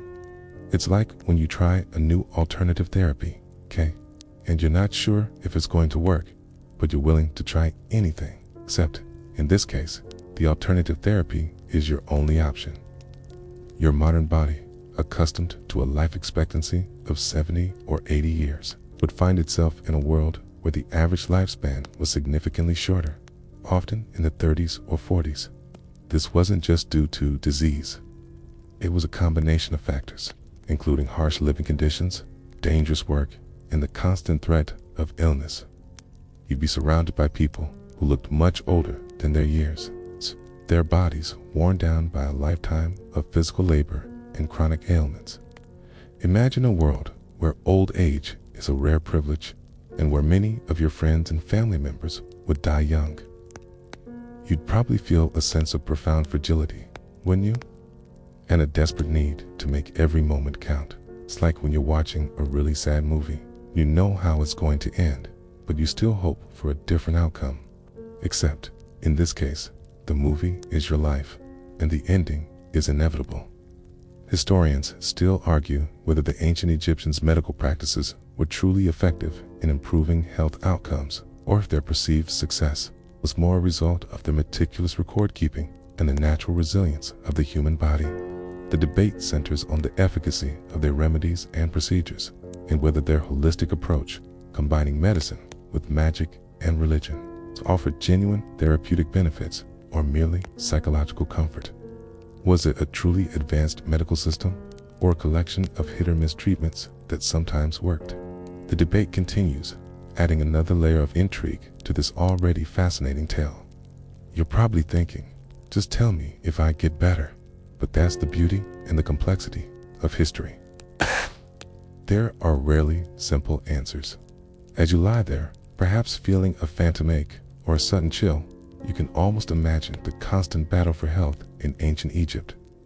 A daily struggle against unseen enemies and unpredictable ailments. Every symptom, every pain, every recovery, a testament to the fragility of life and the limitations of ancient knowledge.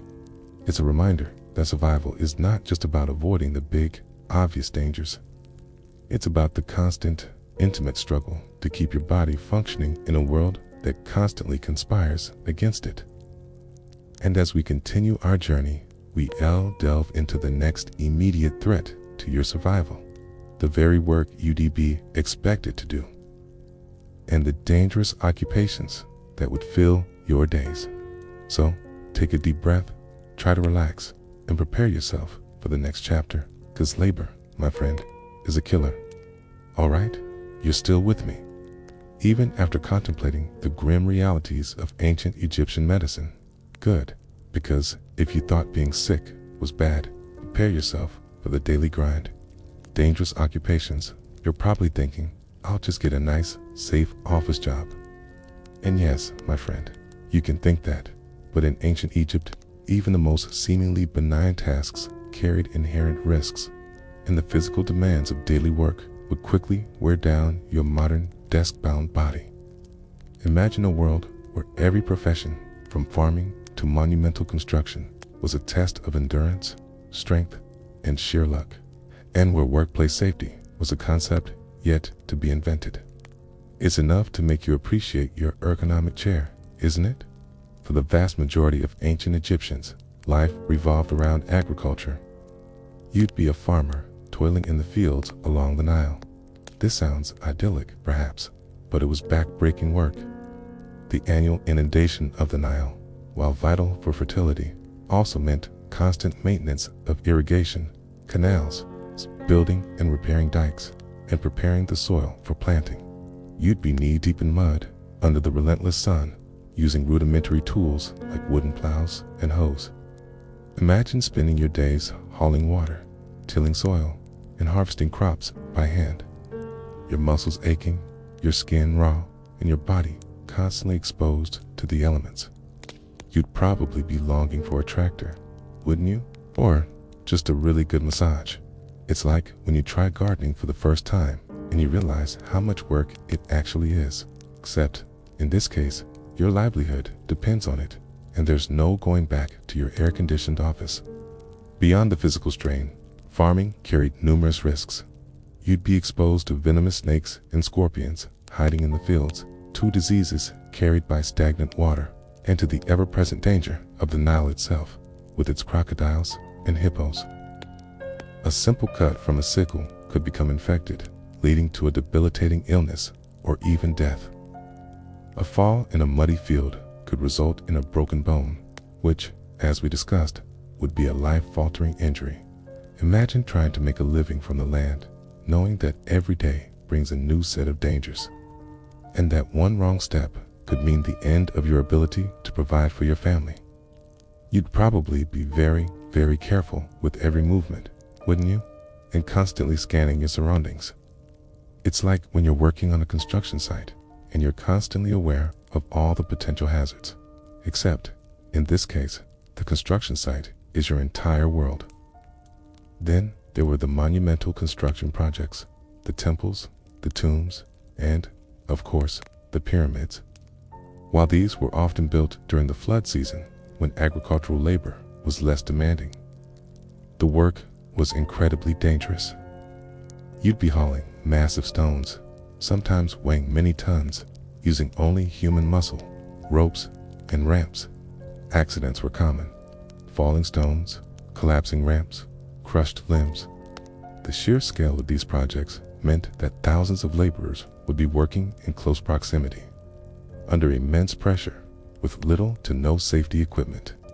Imagine spending your days dragging colossal blocks of stone under the scorching sun, your hands raw, your back screaming, knowing that a single slip could mean instant death.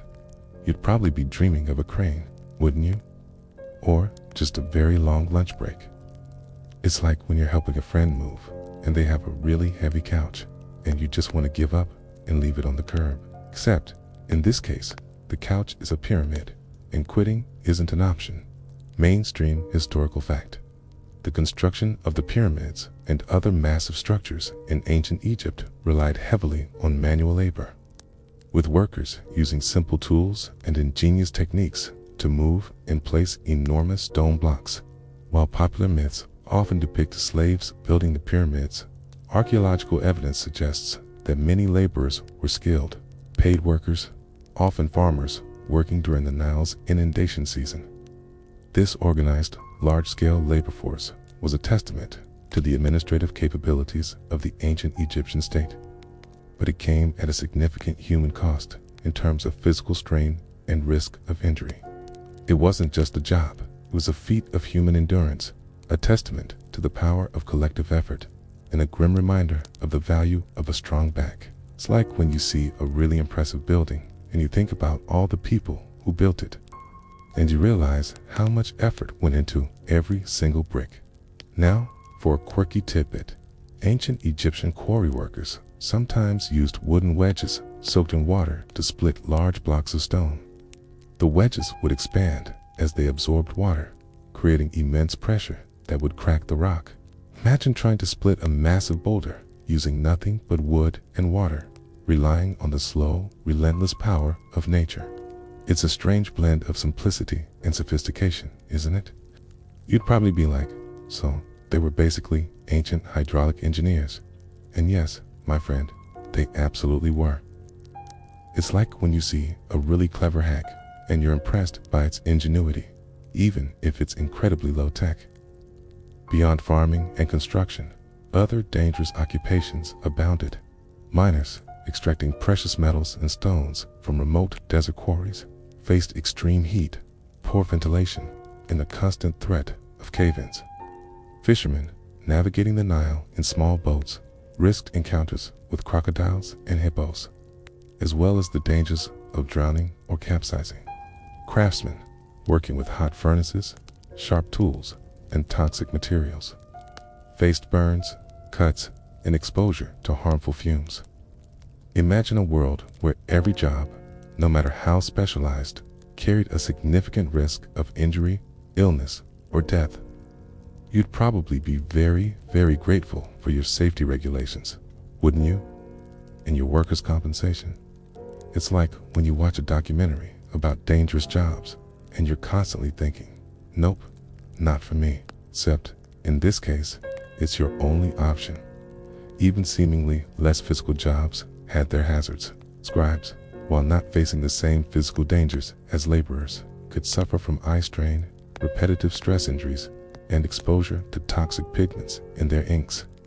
Priests, handling sacred animals or performing rituals involving dangerous substances, faced their own unique risks.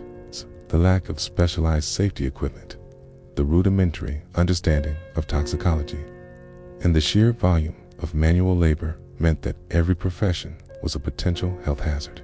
Imagine trying to perform a delicate task like writing or carving, knowing that a single mistake could lead to permanent injury or even death due to the materials you're working with. You'd probably be very, very precise with your movements, wouldn't you? And constantly aware of the dangers around you. It's like when you're working with sharp knives and you're constantly reminding yourself to be careful. Except, in this case, the knives are your entire livelihood. The concept of retirement, or even a long, healthy working life, was largely foreign. Most people worked until their bodies gave out, often in their 30s or 40s, as we discussed. Cumulative effect of years of physical labor, poor nutrition, and constant exposure to disease would take its toll. Your modern body, accustomed to a relatively comfortable working environment and the expectation of a long retirement, would quickly succumb to the relentless demands of ancient Egyptian labor. Imagine a life where your body is your only tool, and you work it until it breaks, with no safety net, no pension, and no expectation of a comfortable old age. You'd probably feel a sense of profound exhaustion, wouldn't you? And a desperate need for a very long nap. It's like when you're working a really demanding job and you're constantly dreaming of the day you can finally retire. Except, in this case, retirement is a pipe dream and the job never ends. Even the simple act of walking or transporting goods carried risks. The uneven terrain, the lack of paved roads, and the constant movement of people and animals meant that falls, sprains, and collisions were common. Transporting goods by boat on the Nile, while efficient, also carried the risk of capsizing, especially during the flood season or in strong winds. Imagine trying to navigate your daily life, constantly aware of the potential for accidents, knowing that a simple stumble could lead to a life-altering injury. You'd probably be very, very careful where you put your feet, wouldn't you? And constantly looking out for obstacles.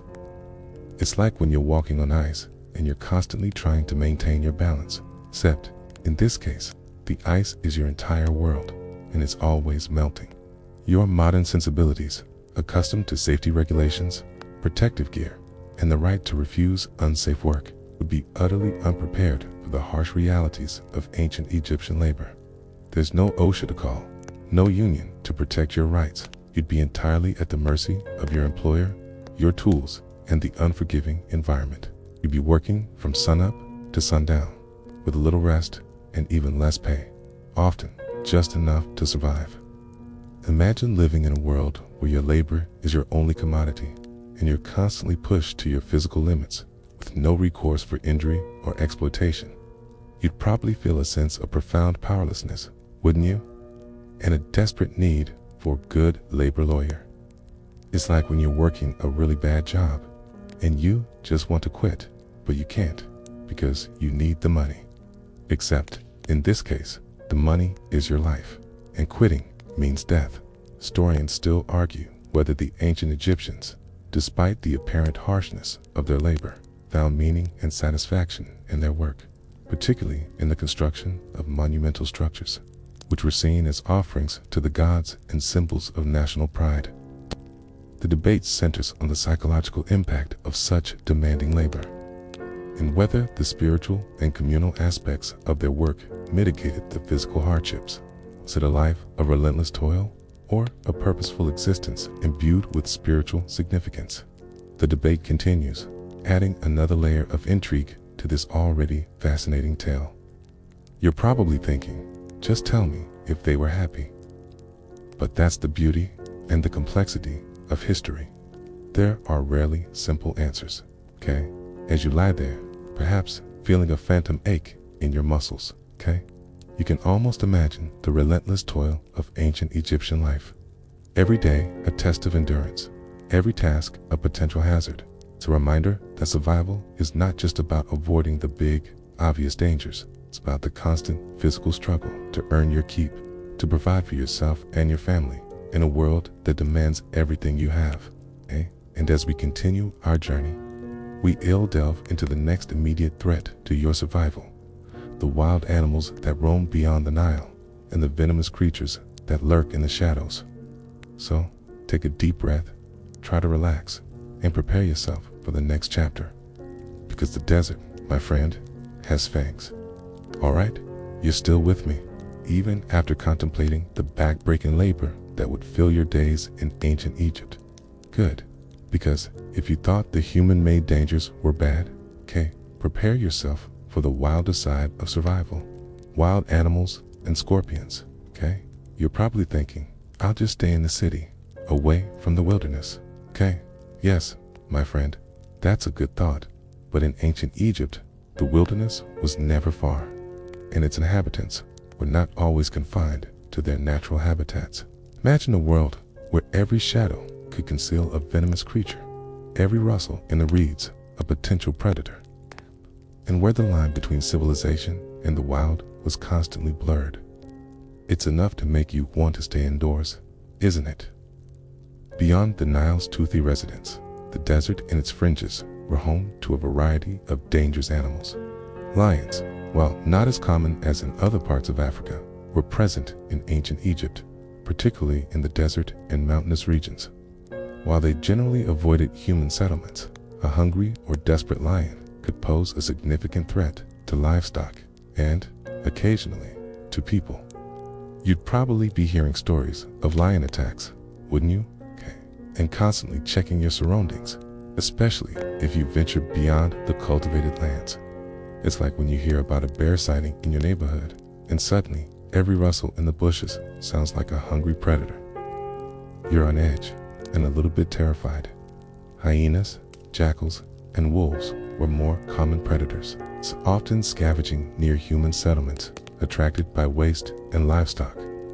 While they generally preferred easier prey, a lone traveler or a child could become a target. Their howls in the night would be a constant reminder of the wildness that surrounded you, a chilling soundtrack to your precarious existence. Imagine trying to sleep, listening to the eerie cries of unseen predators echoing in the darkness.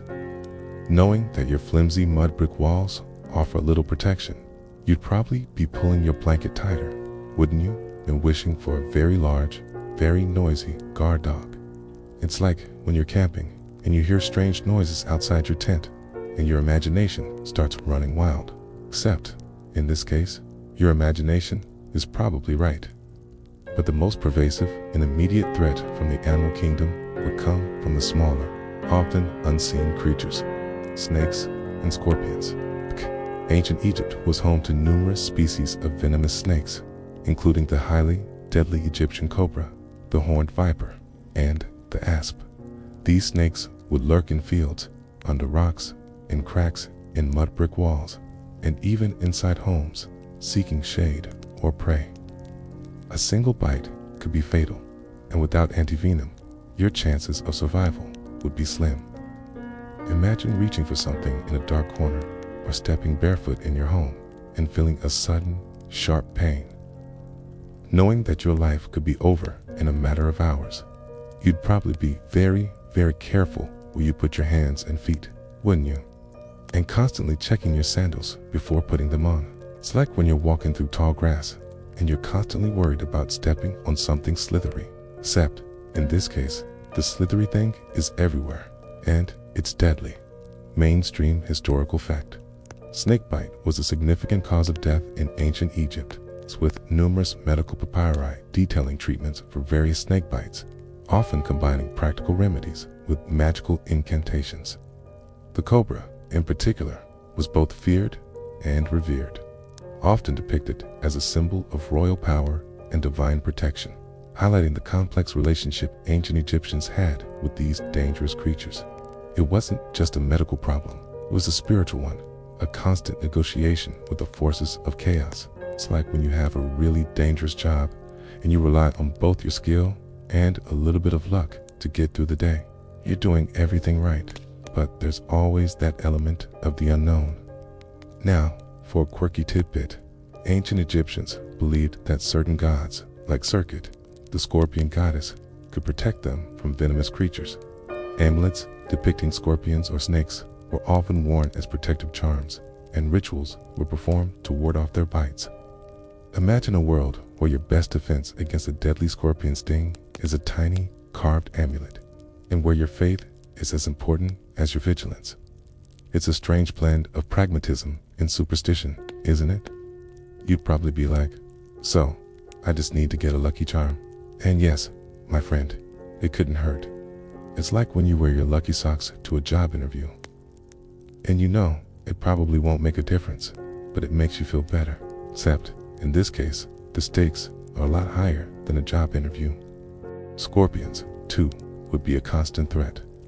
These arachnids, with their painful and sometimes deadly stings, would hide in dark, cool places during the day, emerging at night to hunt.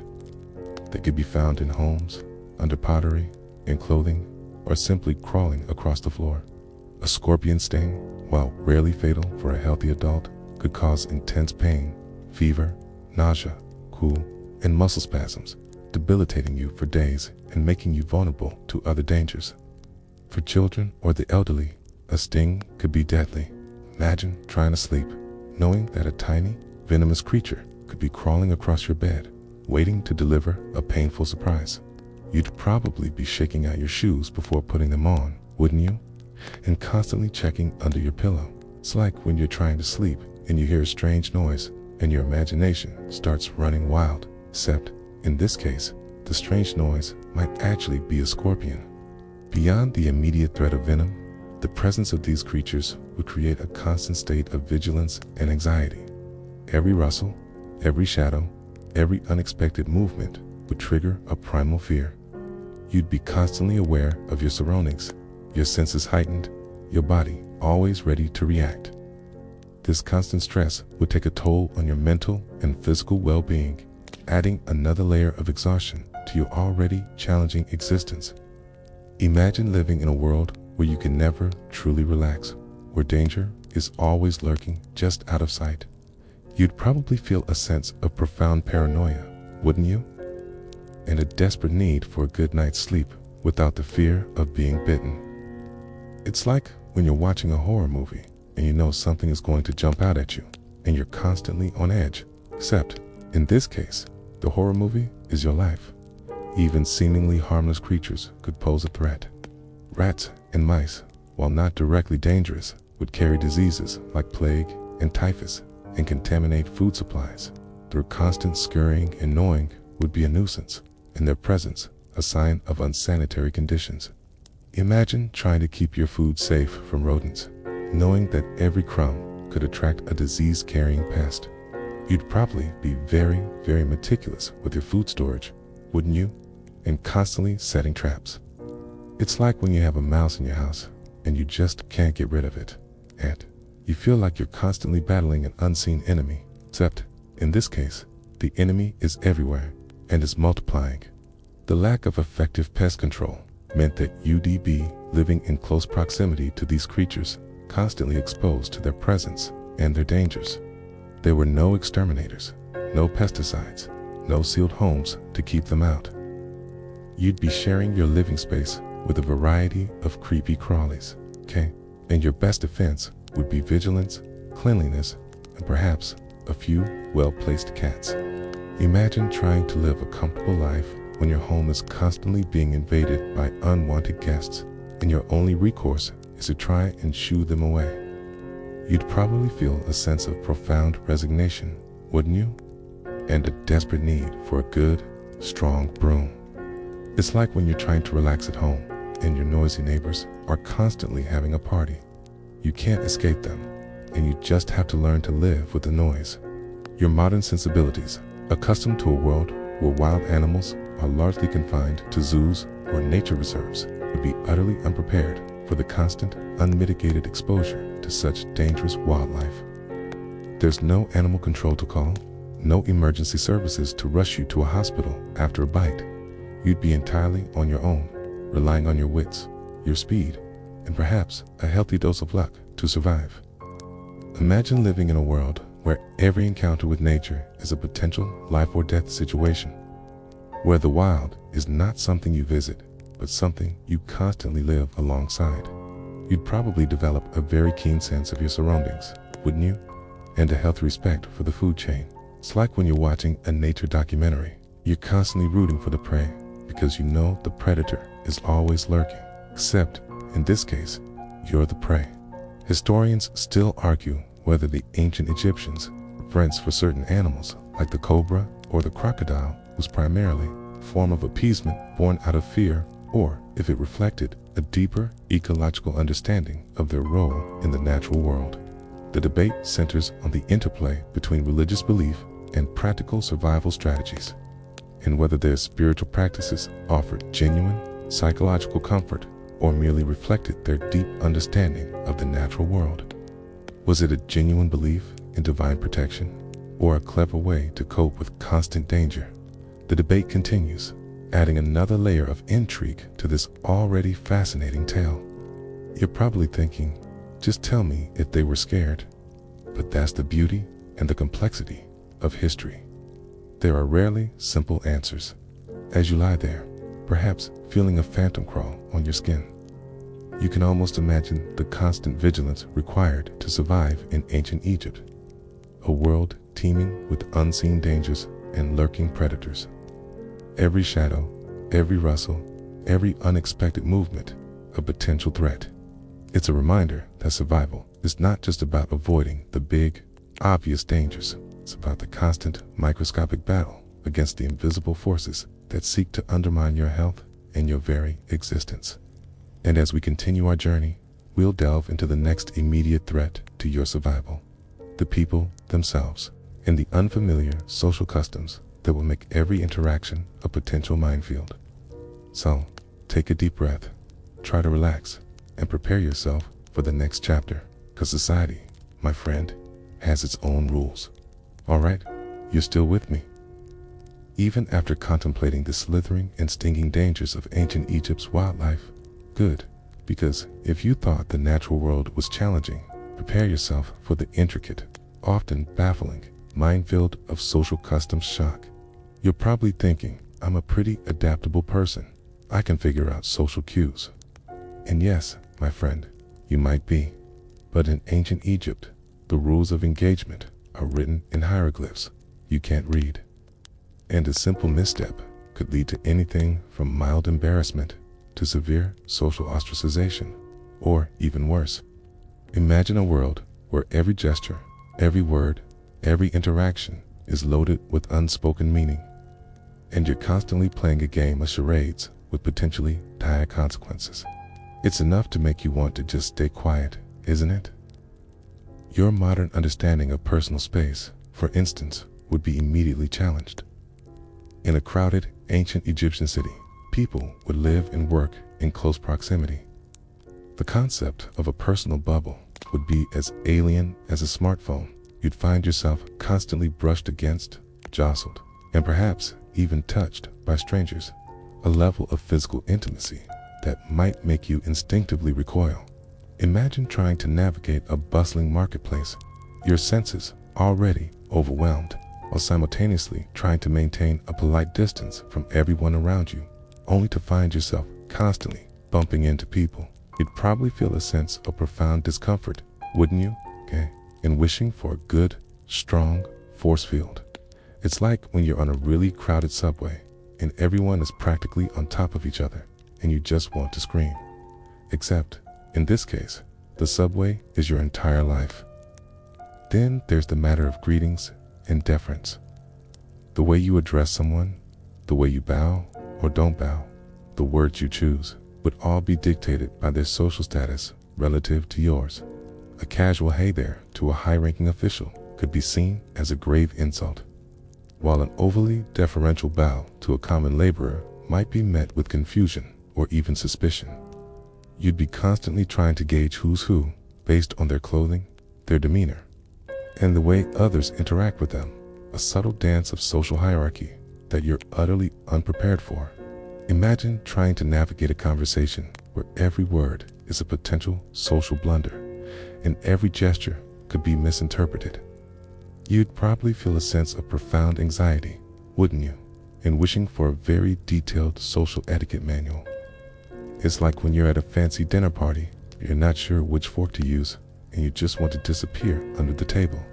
Except, in this case, the dinner party is your entire life, and disappearing isn't an option.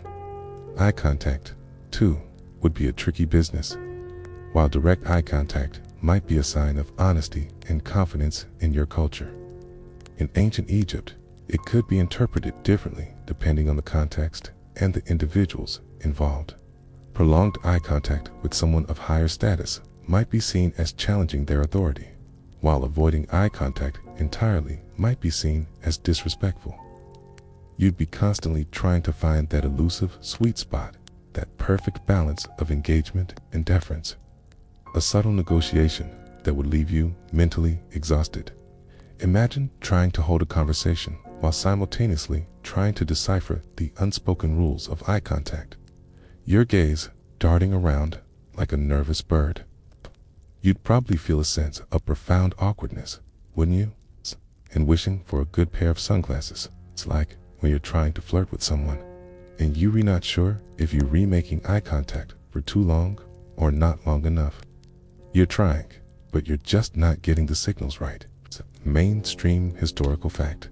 Ancient Egyptian society was highly hierarchical, with strict social divisions based on birth, occupation, and wealth. Respect for authority and social order was paramount, and deviations from established norms could lead to severe social and legal repercussions. This rigid social structure permeated every aspect of daily life, from the way people dressed and ate to the way they interacted with each other, making social mobility extremely rare and often impossible. It wasn't just a suggestion, it was the law of the land, etched into the very fabric of their society.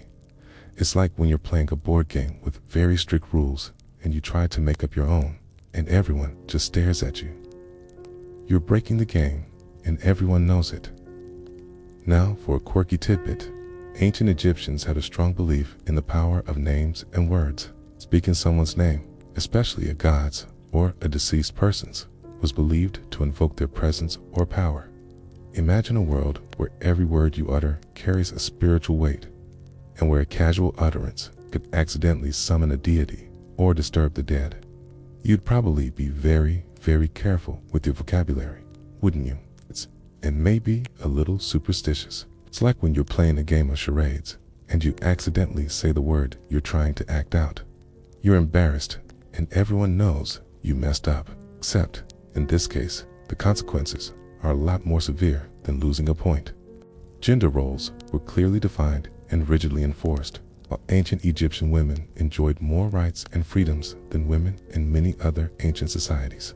Kana, their primary role, was still within the domestic sphere. Public interactions between unrelated men and women would be highly circumscribed, and any perceived impropriety could lead to social scandal. You'd be constantly aware of the unspoken boundaries, the subtle cues that indicate appropriate behavior, and the potential for misinterpretation. Imagine trying to navigate social interactions when every conversation is a potential minefield, and every glance could be misconstrued. You'd probably feel a sense of profound constraint, wouldn't you? And wishing for a good, strong gender studies textbook. It's like when you're trying to be polite, but you accidentally offend someone because you didn't understand their cultural norms.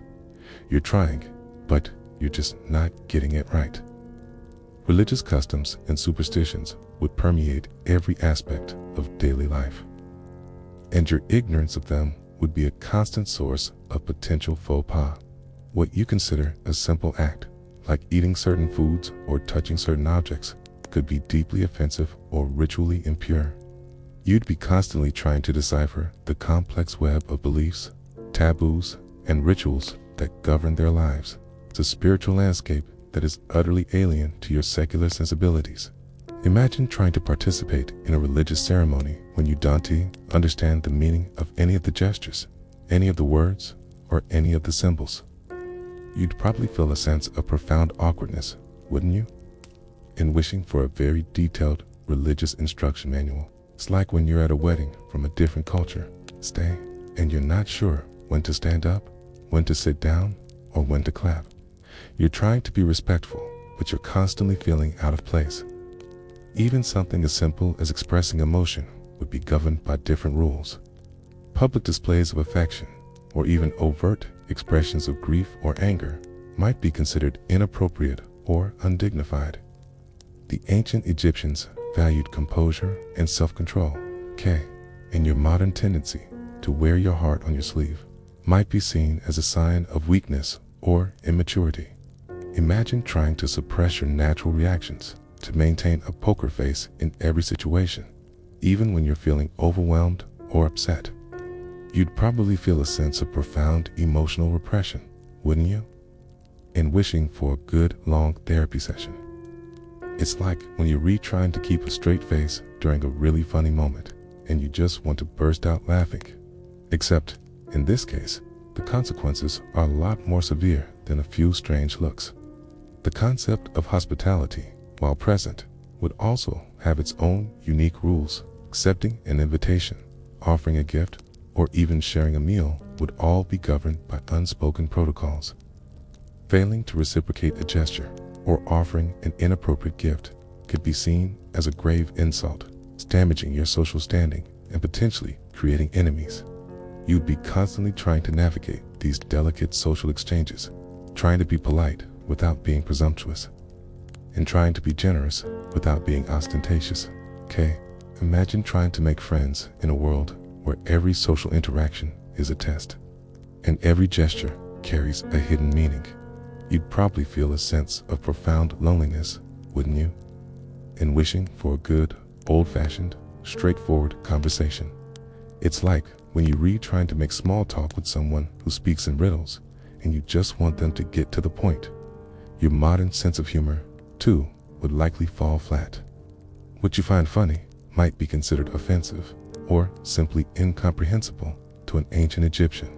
Their jokes, their puns, their comedic timing would be rooted in a cultural context that you don't share, leaving you constantly bewildered or inadvertently insulting.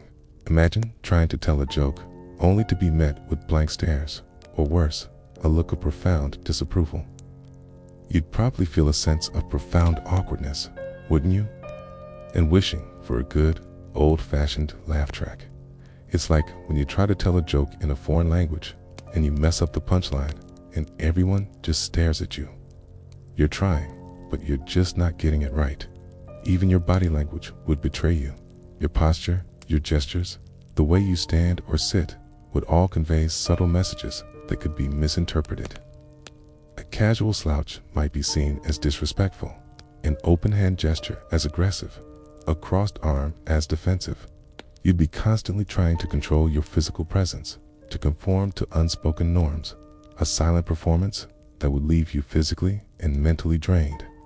Imagine trying to move through the world when every single movement is being scrutinized and every gesture is being judged.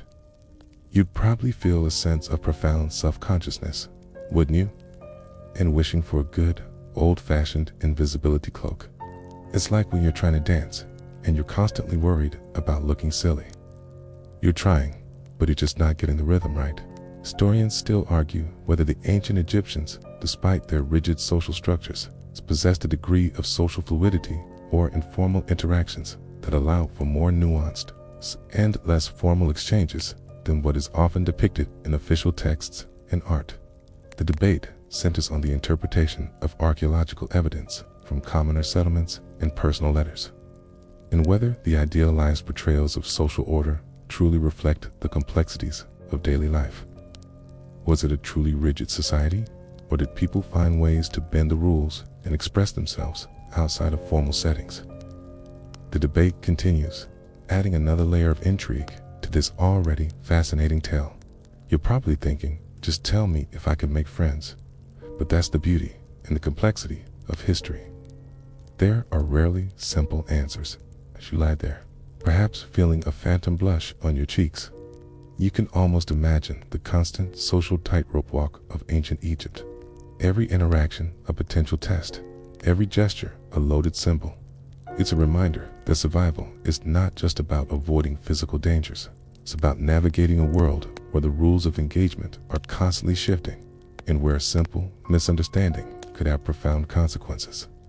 And as we continue our journey, we'll delve into the next immediate threat to your survival, the language itself, and the immediate communication challenges you'd face.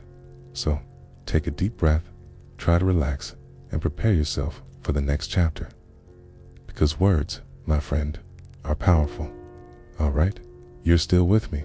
B. Even after navigating the treacherous waters of ancient Egyptian social customs.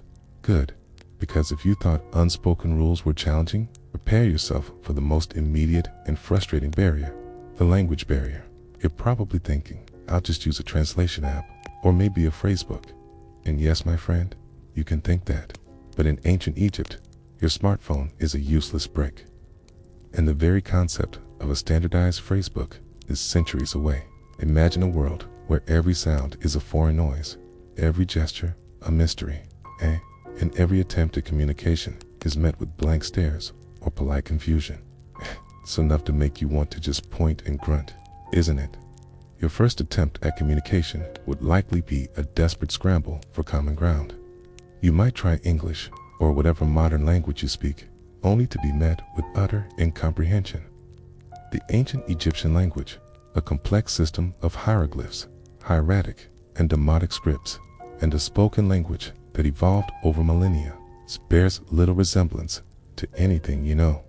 Its sounds, its grammar, its vocabulary would be utterly alien. Imagine trying to express a simple need, like I'm thirsty, or where's the toilet, and having no words, no gestures, no common frame of reference. You'd probably feel a sense of profound helplessness, wouldn't you? And wishing for a good, old-fashioned, universal translator. It's like when you're traveling in a foreign country, and you don't speak the language, and you just want to order a coffee, but you can't even point to it on the menu, Even if you somehow manage to learn a few basic words, the nuances of pronunciation and intonation would be a constant challenge. A slight mispronunciation could change the meaning of a word entirely, leading to hilarious misunderstandings, or, more likely, grave insults. The ancient Egyptian language was rich in homophones and subtle distinctions, making it a minefield for the uninitiated. Imagine trying to order a meal only to accidentally insult someone's mother or declare your undying love for a donkey. You'd probably feel a sense of profound embarrassment, wouldn't you? And wishing for a very patient language tutor. It's like when you're trying to learn a new language, and you keep making the same mistake over and over again, and you just want to give up.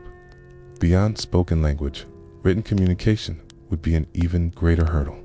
Hieroglyphs, the beautiful and iconic script of ancient Egypt, were complex and often reserved for monumental inscriptions in religious texts.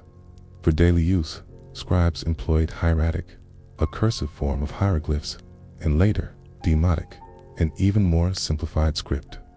Learning to read and write any of these would require years of dedicated study, a luxury you simply don't have.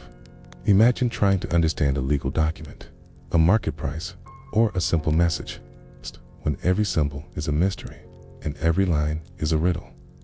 You'd probably feel a sense of profound illiteracy, wouldn't you? And wishing for a good, old-fashioned Rosetta Stone. It's like when you're trying to read a really complicated contract, and you just can't understand any of the legal jargon. You're lost, and you know it. Mainstream historical fact. The ancient Egyptian language, a member of the Afro-Asiatic family, was spoken for over 3,000 years, evolving through several stages, from Old Egyptian to Coptic. Its decipherment in the 19th century, primarily through the Rosetta Stone, was a monumental achievement that unlocked vast amounts of historical and cultural knowledge. But it highlights the immense linguistic barrier that would have existed for any outsider in ancient times. It wasn't just a different dialect, it was an entirely different linguistic universe, a testament to the enduring power of human communication. And the challenges of bridging cultural divides. It's like when you find a really old code and you realize that cracking it will unlock a treasure trove of information. You're excited, but also daunted by the task ahead. Now for a quirky tidbit. Ancient Egyptian scribes sometimes practiced writing on ostraca, which were pottery shards or limestone flakes, as a cheaper alternative to papyrus. Imagine learning to write by scratching symbols onto broken pieces of pottery, your fingers stained with ink, your mind struggling to master a complex script. It's a strange blend of practicality and artistic expression, isn't it? You'd probably be like, so, they were basically ancient graffiti artists, but for education. And yes, my friend, they absolutely were. It's like when you see a really beautiful piece of street art, okay, and you're impressed by the skill, but you also wonder about the medium. You're surprised, but also kind of impressed by its unexpected utility. Even nonverbal communication will be fraught with peril. Gestures, facial expressions, and body language vary wildly across cultures. What might be a friendly wave in your culture could be an insult in ancient Egypt, or vice versa. You'd be constantly misinterpreting cues, sending unintended messages, and generally making a fool of yourself.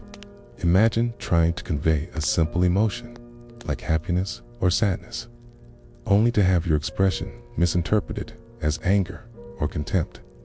You'd probably feel a sense of profound frustration, wouldn't you? And wishing for a good, old-fashioned emoji. It's like when you're trying to communicate with someone who speaks a different language, okay? And you resort to exaggerated gestures, only to realize you're just making things worse. The lack of a common language would isolate you.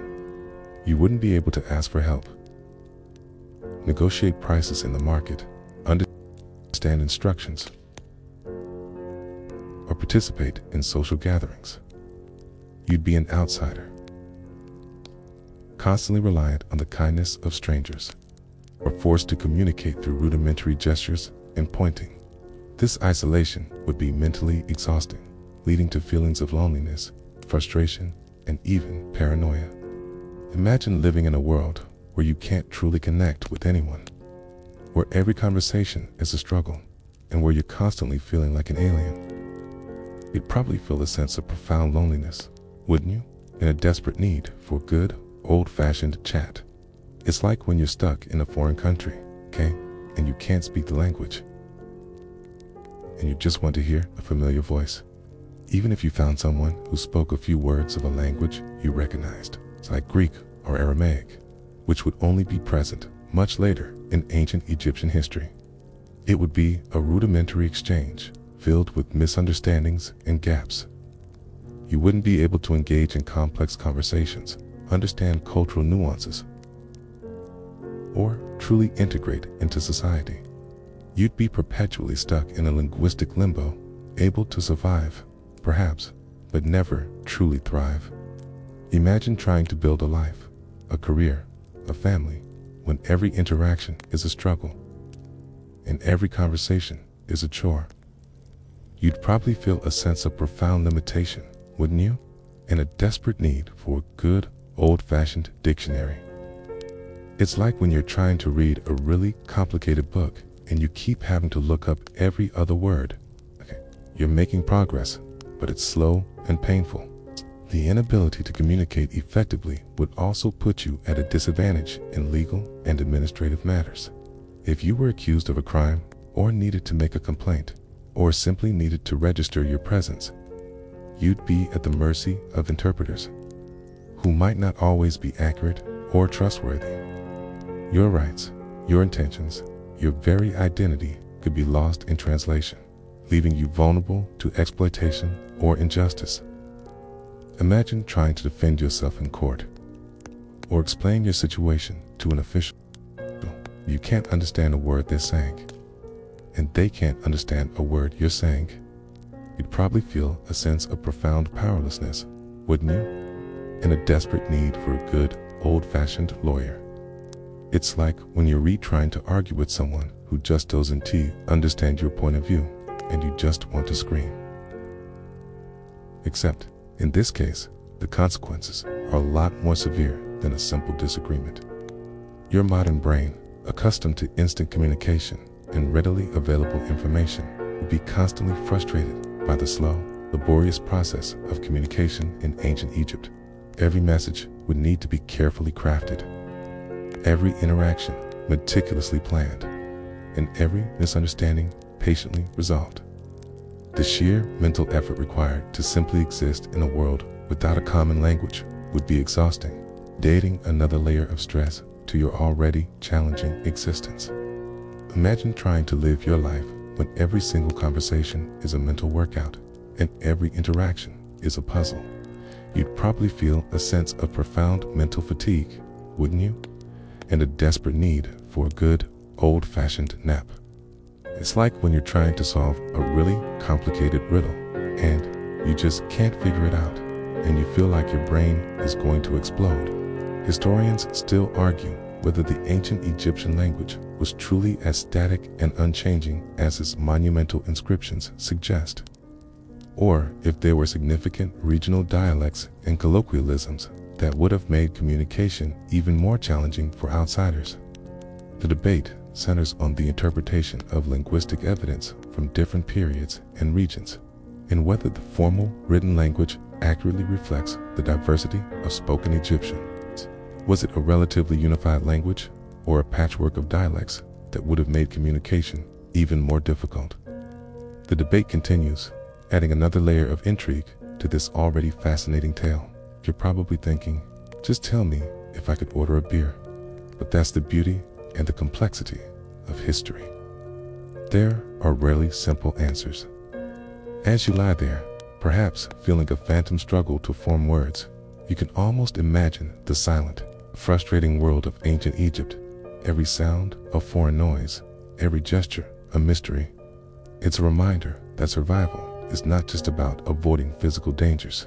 It's about navigating a world where the most basic human need to communicate is a constant uphill battle. And as we continue our journey, we'll delve into the next immediate threat to your survival, the legal system itself and the harsh realities of ancient Egyptian justice. So, take a deep breath, try to relax, and prepare yourself for the next chapter, because the law, my friend, is unforgiving. All right, you're still with me, even after grappling with the profound silence of the language barrier. Good, because if you thought not being able to communicate was a problem, prepare yourself for the chilling reality of the legal labyrinth. You're probably thinking, well, at least there's a system of laws, right? Justice will prevail.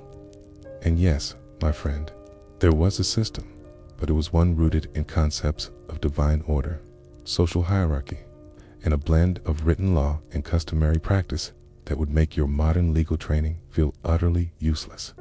Imagine a world where the law is not always blind, where evidence can be subjective, okay?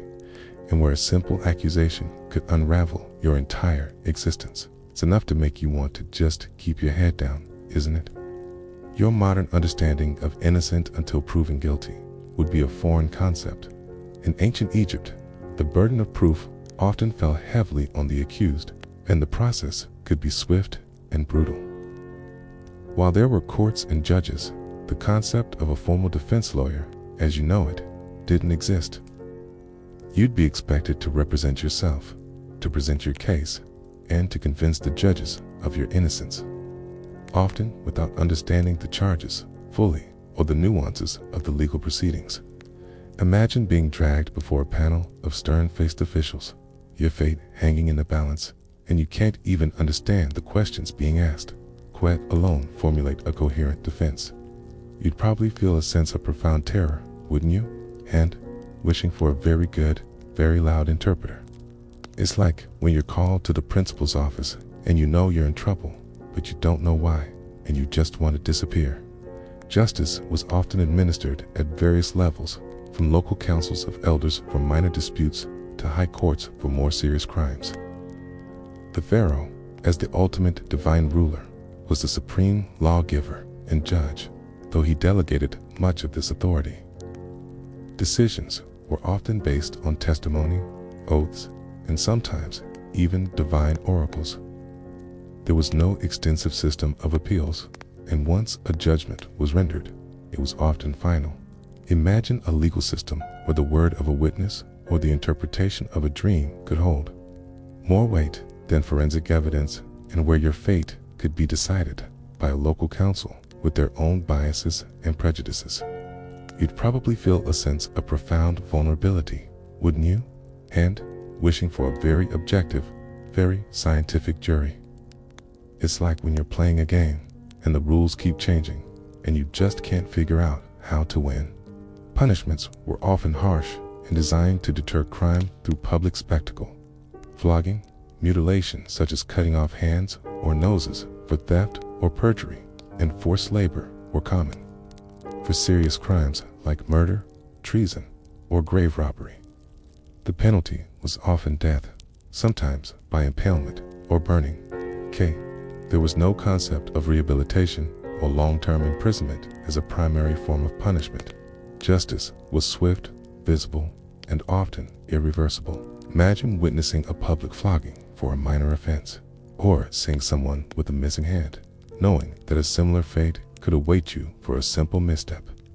You'd probably be very, very careful with your actions, wouldn't you?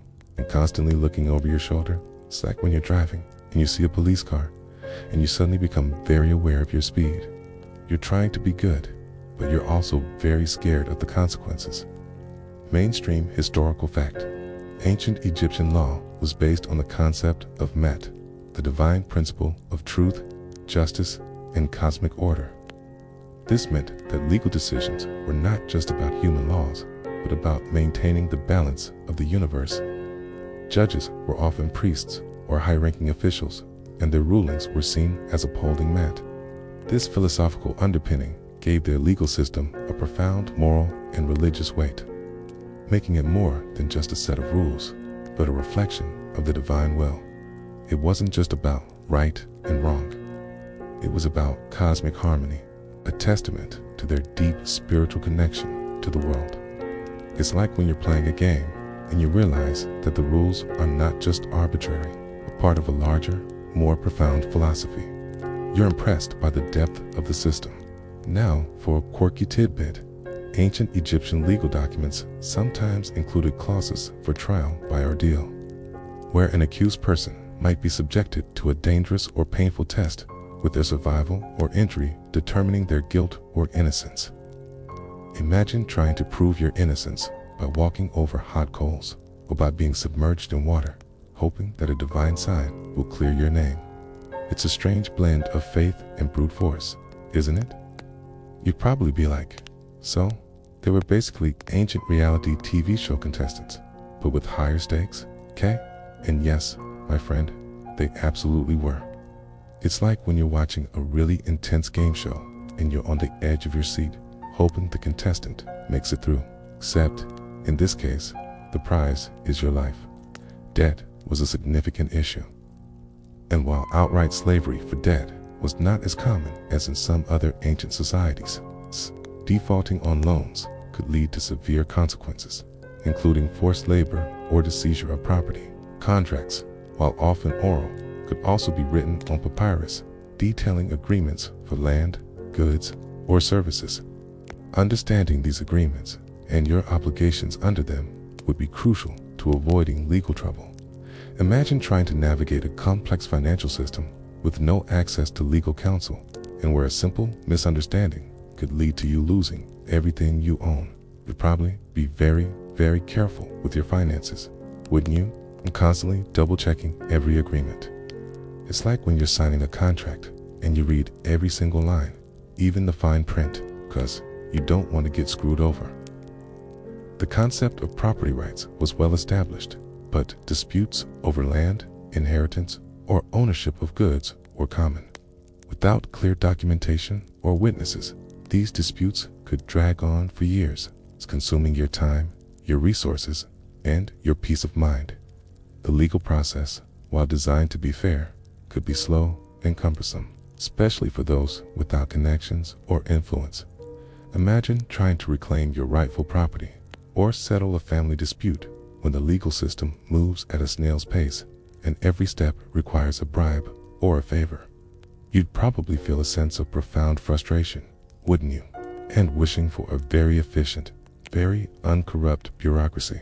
It's like when you're trying to get something done at the DMV and you're constantly running into roadblocks and you just want to scream. Even your social status could influence the outcome of a legal case. While the law was theoretically applied equally in practice, a wealthy or influential individual might receive more favorable treatment than a common laborer or a peasant. Bribery and corruption, while officially condemned, were likely present, adding another layer of uncertainty to the legal process. Imagine trying to seek justice when the scales are subtly tilted against you, and where your social standing can determine your fate. You'd probably feel a sense of profound injustice, wouldn't you? In wishing for a very level playing field. It's like when you're playing a game and you realize that the other team is cheating, and there's nothing you can do about it. You're frustrated, and you know it's not fair. The lack of a formal police force, as you know it, meant that law enforcement was often handled by local officials, temple guards, or even private individuals. Canning criminals, gathering evidence, and ensuring compliance with legal rulings could be a messy and often violent affair. There was no Miranda warning, no due process in the modern sense. If you were suspected of a crime, you could be detained, interrogated, and even tortured to extract a confession. Imagine being accused of something you didn't do and being subjected to brutal interrogation, with no rights, no lawyer, and no one to speak for you. You'd probably feel a sense of profound terror, wouldn't you? And wishing for a very strong human rights organization. It's like when you're watching a really intense crime drama. You're constantly worried about the innocent person being framed. Except, in this case, the drama is real, and you're the innocent person. Your modern sensibilities, accustomed to a legal system that, however imperfect, strives for fairness, due process, and the protection of individual rights, would be utterly shocked by the harsh realities of ancient Egyptian justice. There's no presumption of innocence, no right to remain silent, no appeal to a higher court. You'd be entirely at the mercy of the system, its biases, and its often brutal punishments. Imagine living in a world where the law is a blunt instrument wielded by those in power, and where your only recourse is to hope for mercy. You'd probably feel a sense of profound powerlessness, wouldn't you? In a desperate need for a good, old-fashioned revolution. It's like when you're playing a game, and you realize that the rules are rigged against you, and you just want to flip the board over. Historians still argue whether the ancient Egyptian legal system, despite its apparent harshness, was effective in maintaining social order and deterring crime, or if its severity led to widespread resentment and a culture of fear. The debate centers on the interpretation of legal texts and archaeological evidence of crime and punishment, and whether the system truly reflected the ideals of Ma'at or was primarily a tool of state control. Was it a just system or a brutal one? The debate continues, adding another layer of intrigue to this already fascinating tale. You're probably thinking, just tell me if I'd go to jail. But that's the beauty and the complexity of history. There are rarely simple answers. To lie there, perhaps feeling a phantom chill of fear, you can almost imagine the silent, ever-present threat of a legal labyrinth in ancient Egypt. Every action, every word, every interaction, potential step into a world of unforgiving justice. It's a reminder that survival is not just about avoiding physical dangers. It's about navigating a world where the rules are different, where your rights are limited, and where a simple misstep could have devastating consequences. And as we continue our journey, we'll delve into the next immediate threat to your survival, the darkness itself, and the dangers and discomforts of nighttime in ancient Egypt. So, take a deep breath, try to relax, and prepare yourself for the next chapter, because the night, my friend, has its own terrors. Alright? You're still with me, even after contemplating the unforgiving nature of ancient Egyptian justice. Good, because if you thought the daytime was challenging, prepare yourself for the truly unsettling reality of nighttime terrors. You're probably thinking, well, at least I can sleep, right? The dangers go away when the sun sets. And yes, my friend, the sun does set, but the dangers don't disappear. They merely transform, becoming more insidious, more primal, and often far more terrifying. Imagine a world plunged into near total darkness, where every shadow conceals a potential threat, every sound is amplified, your modern sense of security vanishes with the last rays of the sun. It's enough to make you long for a nightlight, isn't it? As dusk settles over ancient Egypt, the world transforms. The vibrant colors of the day fade into muted tones, and the familiar landscape becomes a canvas of shifting shadows. Without widespread artificial lighting, the darkness would be profound, a blackness that swallows details and distorts perception. Your modern eyes, accustomed to streetlights, illuminated signs, and the glow of screens, would struggle to adapt. Navigating even familiar paths would become a perilous undertaking, with uneven ground, open drains, and lurking obstacles, turning every step into a potential stumble. Imagine trying to walk through a city street where the only light comes from the occasional flickering oil lamp or the distant glow of a cooking fire. Your vision reduced to mere outlines. You'd probably be moving very slowly, wouldn't you? And constantly bumping into things. It's like when you're trying to find your way around a dark room and you keep stubbing your toe on furniture. You're disoriented and a little bit bruised. The sounds of the night would be amplified and distorted. The chirping of insects, the rustling of reeds, the distant howls of jackals or hyenas, the murmur of the river, all would take on a new, ominous quality. Your modern ears, accustomed to the constant hum of electricity and the distant drone of traffic, would be hypersensitive to every unfamiliar noise, every creak of a door, every scurry in the shadows. Every whisper of the wind would send a jolt of unease through you. Imagine trying to sleep when every sound outside your flimsy mud brick home seems to be a potential threat. Your imagination conjuring monsters from the mundane. You'd probably be pulling your blanket tighter, wouldn't you? And wishing for a good pair of noise-canceling headphones.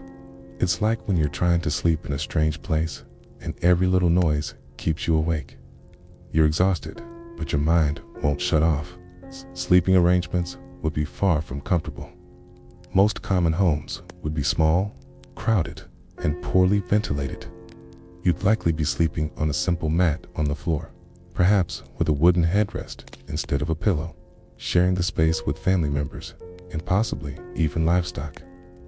The heat, even at night, could be oppressive, and the constant presence of insects, mosquitoes, fleas, and bedbugs would make restful sleep a challenge.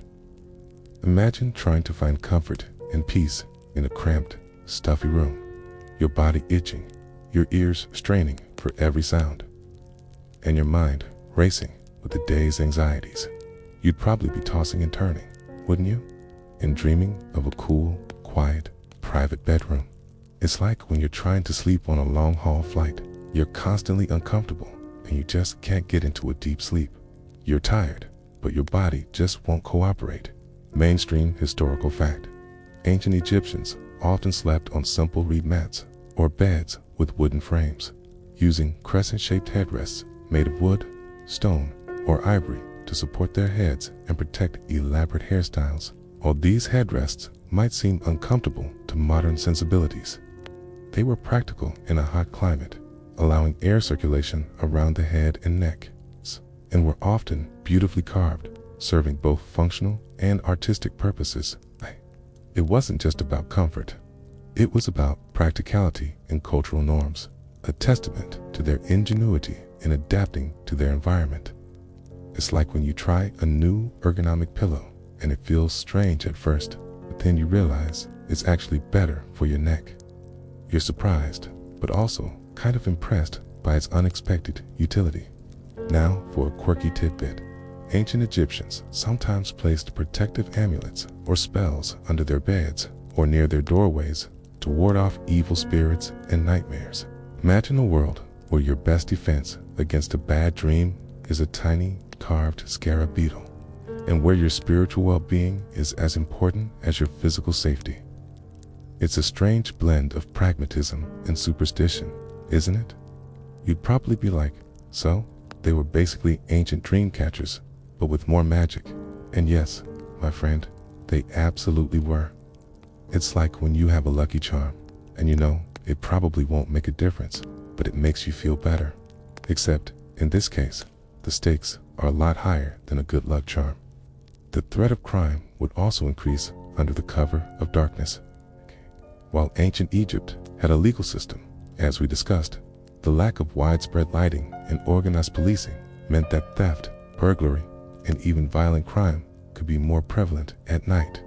Traveling alone after dark would be extremely risky, and even staying within your home wouldn't guarantee complete safety. Imagine trying to sleep, knowing that your meager possessions, or even your family, could be targeted by opportunistic criminals, and that help might be hours away. You'd probably be barricading your doors, wouldn't you? You're sleeping with one eye open. It's like when you live in a high-crime area, and you're constantly worried about your safety. You're on edge and a little bit paranoid. Beyond human threats, the night would bring out the nocturnal creatures. Scorpions, as we've mentioned, would emerge from their hiding places, crawling across floors and walls. Snakes, too, would be more active, seeking prey or cooler ground. The fear of stepping on a venomous creature in the dark or finding one in your bed would be a constant nagging anxiety. Imagine trying to navigate your home in the dark, constantly shuffling your feet and shining a dim lamp into every corner to make sure you're not sharing your space with a deadly creature. You'd probably be very, very careful with every step, wouldn't you? And wishing for a good, strong flashlight. It's like when you're camping and you hear strange noises outside your tent, and you're constantly worried about what's lurking in the darkness. You're scared, and you know it. The psychological impact of constant darkness and the heightened sense of vulnerability would be significant. Your modern mind, accustomed to the comforting glow of artificial light, would struggle with the profound blackness of an ancient Egyptian night. The absence of visual cues would force your other senses to work overtime, leading to sensory overload and mental exhaustion. The fear of the unknown, amplified by the darkness, would make every night a test of your resilience. Imagine spending every night in a state of heightened alert, your mind racing, your body tense, unable to truly relax and recharge. You'd probably feel a sense of profound fatigue, wouldn't you? You'd a desperate need for a good, long, uninterrupted sleep. It's like when you're suffering from insomnia and you just can't seem to get any rest. You're exhausted, but your mind won't shut off. Even the concept of time would shift at night. Without clocks or artificial light, the passage of hours would be marked by the movement of the stars, the crowing of roosters, or the changing sounds of the night. Your modern internal clock, accustomed to precise schedules and alarms, would be utterly disoriented. You'd be living by the rhythms of nature, a slower, more organic pace that might feel both liberating and deeply unsettling. Imagine trying to plan your day or meet an appointment when your only guide is the sun and the stars, and where every minute feels like an eternity. You'd probably feel a sense of profound timelessness, wouldn't you? And a desperate need for a good, old-fashioned watch. It's like when you're on vacation and you lose track of the days and you're not sure what time it is. You're relaxed, but also a little bit disoriented. Your modern body, accustomed to a comfortable bed, a quiet room, and the comforting glow of artificial light, would be ill-equipped to handle the rigors of an ancient Egyptian night. The constant discomfort, the pervasive fear, and the lack of restful sleep would quickly take their toll on your physical and mental health. You'd be constantly exhausted, your immune system weakened, and your ability to cope with the challenges of the day severely compromised. Imagine trying to function effectively when you're perpetually sleep-deprived, your body aching, and your mind clouded by anxiety. You'd probably feel a sense of profound weariness, wouldn't you? And a desperate need for a good, old-fashioned power nap. It's like when you're pulling an all-nighter and you're constantly fighting to stay awake. You're trying, but your body is just shutting down. Historians still argue whether the ancient Egyptians' elaborate funerary practices and their belief in an afterlife were partly psychological coping mechanism for the harsh realities of daily life and the constant threat of death, including the terrors of the night. The debate centers on the extent to which their spiritual beliefs provided comfort and meaning in a world filled with danger and uncertainty, and whether their rituals were primarily about appeasing gods or managing human anxieties. Was it a genuine belief in a better future, or a way to make sense of a brutal present? The debate continues, adding another layer of intrigue to this already fascinating tale. You're probably thinking, just tell me if they were scared. But that's the beauty and the complexity. of history. There are rarely simple answers, okay? As you lie there, perhaps feeling a phantom chill or hearing a distant, unsettling sound, okay? You can almost imagine the profound darkness of an ancient Egyptian night. Every shadow a potential threat, every sound a source of unease. It's a reminder that survival is not just about avoiding physical dangers. It's about navigating a world where your most basic need to rest and recharge is a constant struggle against, okay? The pervasive terrors of the dark. And as we continue our journey, we delve into the next immediate threat to your survival. The sheer physical demands of daily life for the common person, okay? And the constant burden of labor. So, take a deep breath, try to relax, and prepare yourself for the next chapter. Because life, my friend, is a marathon. Alright, you're still with me? Even after enduring the unsettling terrors of an ancient Egyptian night. Good, because if you thought sleeping was a challenge, prepare yourself for the relentless reality of the burden of labor. You're probably thinking, okay, I'm a hard worker, I can handle it. And yes, my friend, you might be, but your modern concept of a workday, okay, with its coffee breaks, lunch hours, and weekends, is about to be utterly shattered. Imagine a life where every waking moment is dedicated to physical exertion, where your body is your primary tool, and where rest is a luxury, not a right. That's enough to make you long for a comfy couch and a remote control, isn't it? For the vast majority of ancient Egyptians, life was a continuous cycle of physical labor. From dawn till dusk, your body would be engaged in tasks that would push your modern physique to its limits. If you were a farmer, your days would be spent tilling the soil, sowing seeds, irrigating fields, and harvesting crops under the relentless sun. The tools were rudimentary: wooden plows pulled by oxen, hoes for breaking up clods of earth, sickles for cutting grain. Every action, every movement would require significant muscular effort. Imagine spending hours bent over, your back aching, your hands calloused, your muscles screaming in protest, all for the sake of putting food on the table. You'd probably be dreaming of a mechanical harvester, wouldn't you? Or just a very strong chiropractor. It's like when you decide to do a full day of yard work after months of sitting on the couch, okay? And you wake up the next morning feeling like you've been hit by a truck. Except, in this case, the truck is your daily life. Beyond the fields, other forms of labor were equally demanding. If you were a craftsman, you'd be shaping stone, carving wood, working with metals, or weaving textiles, often in cramped, poorly lit workshops, using hand tools that required immense strength and precision.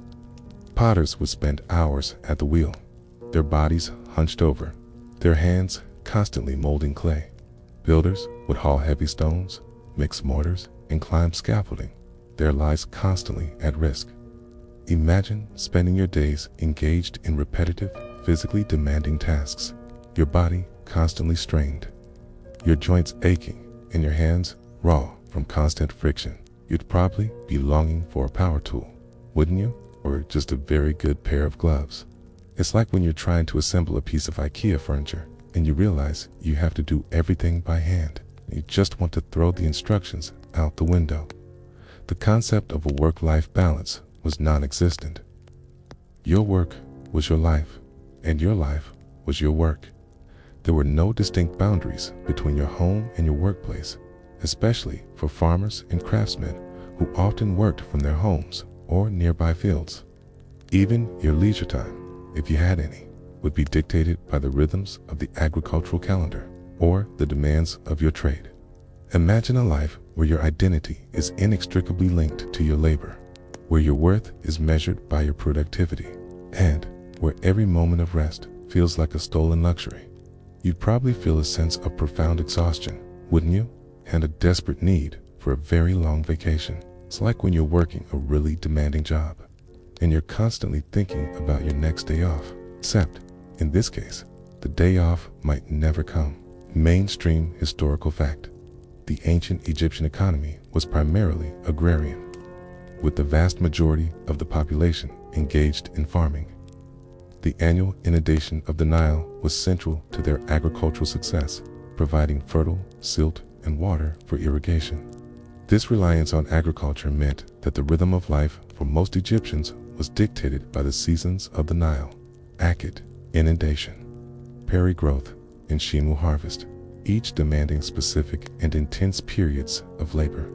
It wasn't just a job, it was a way of life, a deep connection to the land and its cycles. It's a testament to their ingenuity in harnessing the power of nature.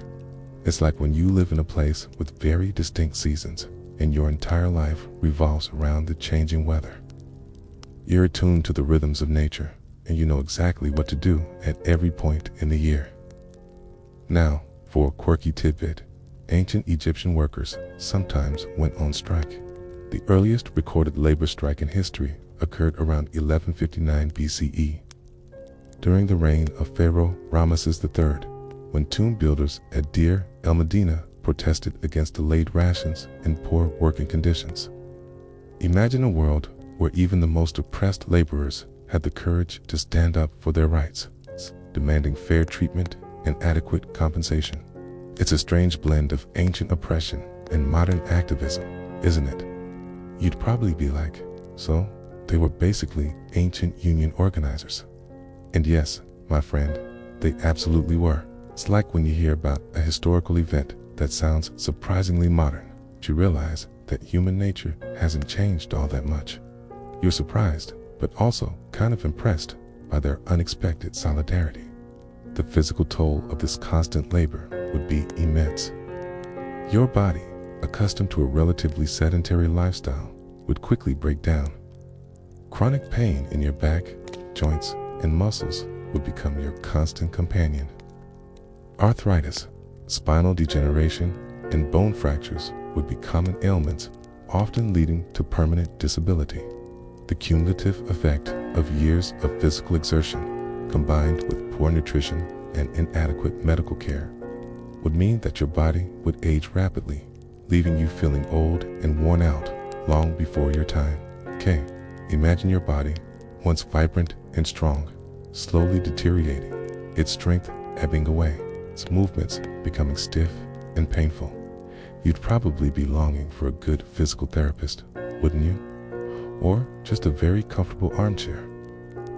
It's like when you're trying to run a marathon and your body is screaming at you to stop, but you just have to keep going. Except, in this case, the marathon is your entire life, and there's no finish line.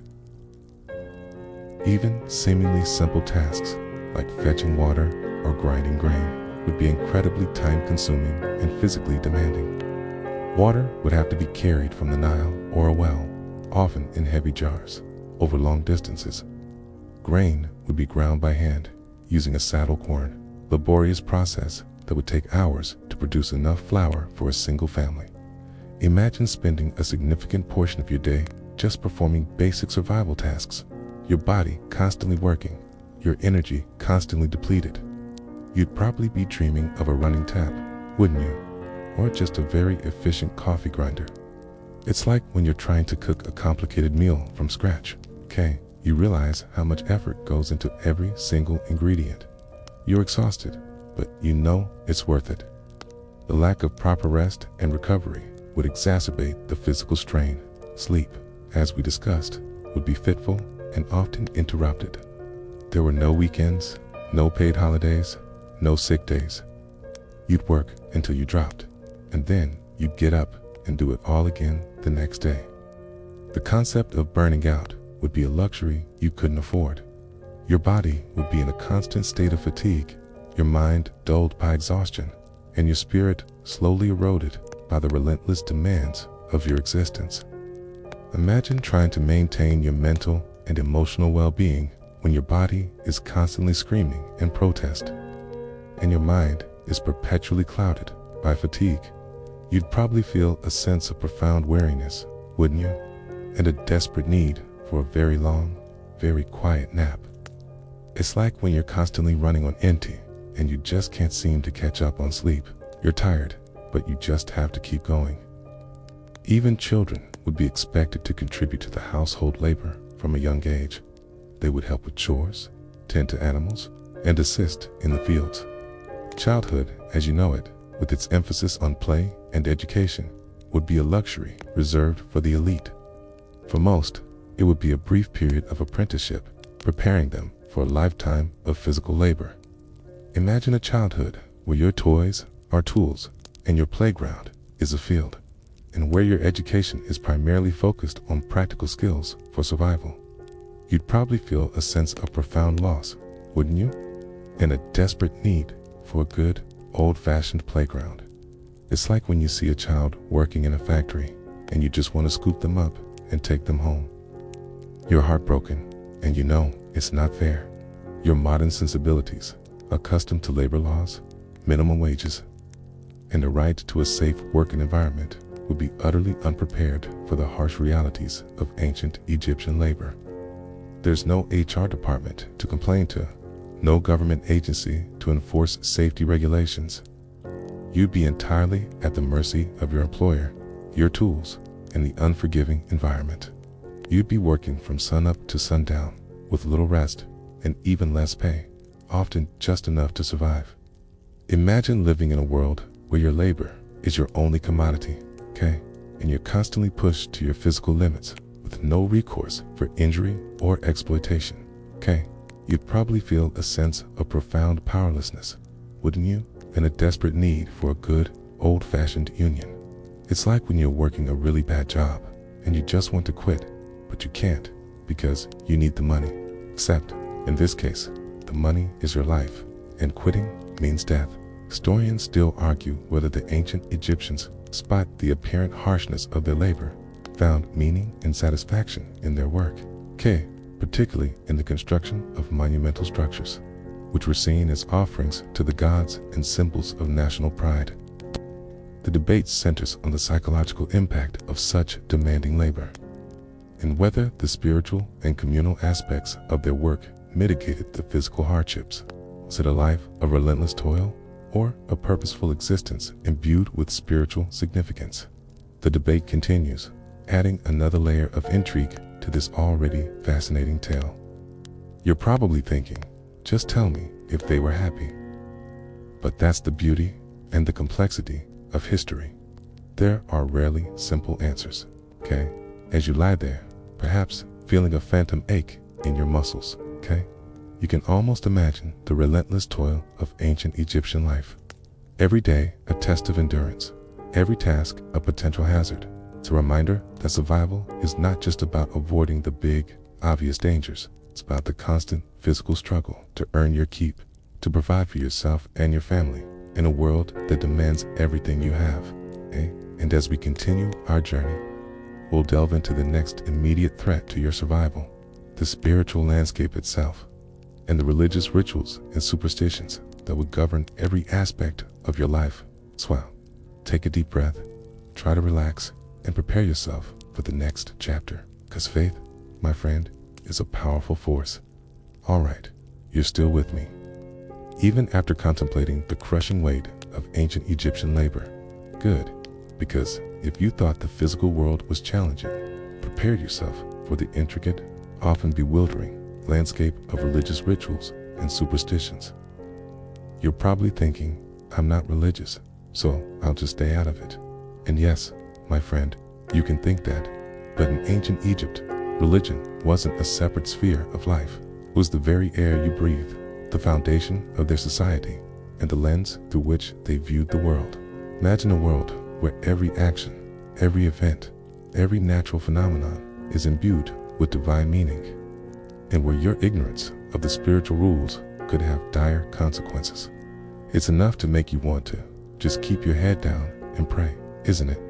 Your modern, secular worldview would be a constant source of confusion and potential conflict. The ancient Egyptians had a complex pantheon of gods and goddesses, each with their own domains, personalities, and rituals. Ra, the sun god; Osiris, the god of the underworld; Isis, the goddess of magic and motherhood; Horus, the falcon-headed god of the sky. These were not just abstract concepts, but powerful, active forces in their daily lives. You'd be expected to know which god to appease for a good harvest, which goddess to pray to for a healthy child, and which deity to fear when the Nile flooded. Imagine trying to navigate a world where every aspect of your life is governed by divine bureaucracy, and you don't even know who's in charge. You'd probably feel a sense of profound bewilderment, wouldn't you? And wishing for a very detailed organizational chart of the heavens. It's like when you're trying to navigate a large corporation, school, and you don't know who to talk to about your problem, and you just keep getting transferred from one department to another. Religious festivals were a central part of ancient Egyptian life, marking important events in the agricultural calendar or celebrating specific deities. These festivals would involve elaborate processions, offerings, music, dancing, and feasting. While they would be a welcome break from the daily grind, they would also be governed by strict rituals and protocols. Your ignorance of these customs could lead to social ostracization or even accusations of impiety. Imagine trying to participate in a religious festival when you don't know the songs, the dances, or the proper way to make an offering. You'd probably feel a sense of profound awkwardness, wouldn't you? And wishing for a very detailed instruction manual. It's like when you're at a wedding from a different culture, and you're not sure when to stand up, when to sit down, or when to clap. You're trying to be respectful, but you're constantly feeling out of place. Beyond the major gods, the ancient Egyptians also believed in a host of lesser deities, spirits, and demons that could influence their lives for good or ill. They would use amulets, spells, and rituals to protect themselves from these supernatural forces. Your modern skepticism would be seen as foolish and dangerous. Imagine trying to explain your disbelief in magic to someone who has seen a priest perform a seemingly miraculous healing, or who has witnessed a curse seemingly come true. You'd probably be met with a mixture of pity and fear, wouldn't you? And wishing for a very good, very rational explanation. It's like when you read trying to explain a scientific concept to someone who believes in conspiracy theories, and you just can't seem to get through to them. You're trying, but you're speaking different languages. It's mainstream historical fact. The ancient Egyptian concept of Mat, the divine principle of truth, justice, and cosmic order, was central to their religious and ethical beliefs. Maintaining Mat was the responsibility of the pharaoh, but also of every individual. This meant that every action, from a legal ruling to a personal decision, had cosmic implications, and that living a just and ethical life was essential for maintaining the balance of the universe. It wasn't just about being a good person. It was about upholding the very fabric of creation, a testament to their profound sense of interconnectedness and their deep spiritual understanding of the world. It's like when you realize that your actions have consequences, not just for yourself, but for the entire world. You're humbled by the weight of your responsibility. Now, for a quirky tidbit. Ancient Egyptians believed that dreams were messages from the gods, and they had elaborate dream interpretation manuals to decipher their meaning. Imagine a world where your dreams are not just random firings of your subconscious, but divine pronouncements that could predict your future or reveal hidden truths. You'd probably be paying very close attention to your dreams, wouldn't you? And wishing for a very good dream dictionary. It's like when you have a really vivid dream and you spend the whole day trying to figure out what it means, except, in this case, the meaning could be a matter of life and death. The concept of the afterlife was central to ancient Egyptian religion, and their elaborate funerary practices, including mummification and the construction of tombs, were designed to ensure a successful journey to the next world. Your modern understanding of death as a final end would be seen as a bleak and terrifying prospect. Imagine trying to comfort a grieving family when you share their belief in a glorious afterlife, and when your words of condolence seem empty and meaningless. You'd probably feel a sense of profound inadequacy, wouldn't you? And wishing for a very good, very universal understanding of grief. It's like when you read trying to comfort a friend who's lost a loved one, and you just don't know what to say. You're trying, but your words feel hollow. Superstitions were rampant, and they would govern every aspect of daily life. Certain days were considered lucky or unlucky. Certain animals were seen as omens, and certain actions were believed to attract good or bad fortune. Your modern rationality would be constantly at odds with this pervasive belief in the supernatural. Imagine trying to go about your day when every decision is fraught with superstitious significance, and where a simple mistake could be seen as a sign of impending doom. You'd probably feel a sense of profound frustration, wouldn't you? In wishing for a very good, very logical explanation for everything. It's like when you're trying to reason with someone who's deeply superstitious, okay? You just can't seem to get them to see things your way. You're trying, but you're fighting a losing battle. Even your personal belongings could be imbued with magical properties. Amulets, talismans, and protective charms would be worn to ward off evil spirits, prevent illness, and attract good fortune. Your modern skepticism would be seen as a dangerous form of recklessness. Imagine trying to explain your disbelief in the power of a small carved stone to someone who has worn it their entire life and believes it has protected them from harm. You'd probably be met with a mixture of confusion and concern, wouldn't you? And wishing for a very good, very scientific explanation for their good fortune. It's like when you read trying to explain a coincidence to someone who believes it was a miracle, and you just can't seem to convince them otherwise. You're trying, but you're speaking different languages. The role of priests and priestesses in ancient Egyptian society was immense. They were not just religious leaders, but also scholars, doctors, and administrators. Their knowledge of rituals, spells, and divine will give them significant power and influence. Your modern skepticism of religious authority would be seen as a challenge to the very foundations of their society. Okay? Imagine trying to question the authority of a priest who is believed to speak for the gods, okay? And who holds the keys to your spiritual well-being. You'd probably be met with a mixture of anger and fear, wouldn't you? And wishing for a very good, very secular government. It's like when you read trying to argue with someone who believes they have a direct line to God, and you just can't seem to get them to see reason. You're trying, but you're fighting a losing battle. Your modern sensibilities, accustomed to a world where religion is often a private matter, would be utterly unprepared for the pervasive, all-encompassing nature of ancient Egyptian spirituality. There's no separation of church and state, no freedom of religion, no room for doubt or disbelief. You'd be expected to conform, to participate, and to believe, or risk being ostracized, punished, or even worse.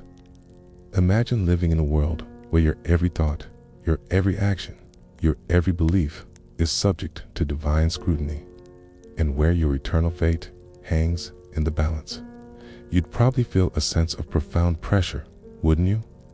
And a desperate need for a good, old-fashioned dose of skepticism. It's like when you're trying to fit in with a new group of people, and you have to pretend to be someone you're not. You're trying, but you're just not being true to yourself. Historians still argue whether the ancient Egyptians' religious beliefs were a source of genuine spiritual comfort and social cohesion, or a tool of state control used to maintain the power of the pharaoh and the priestly class.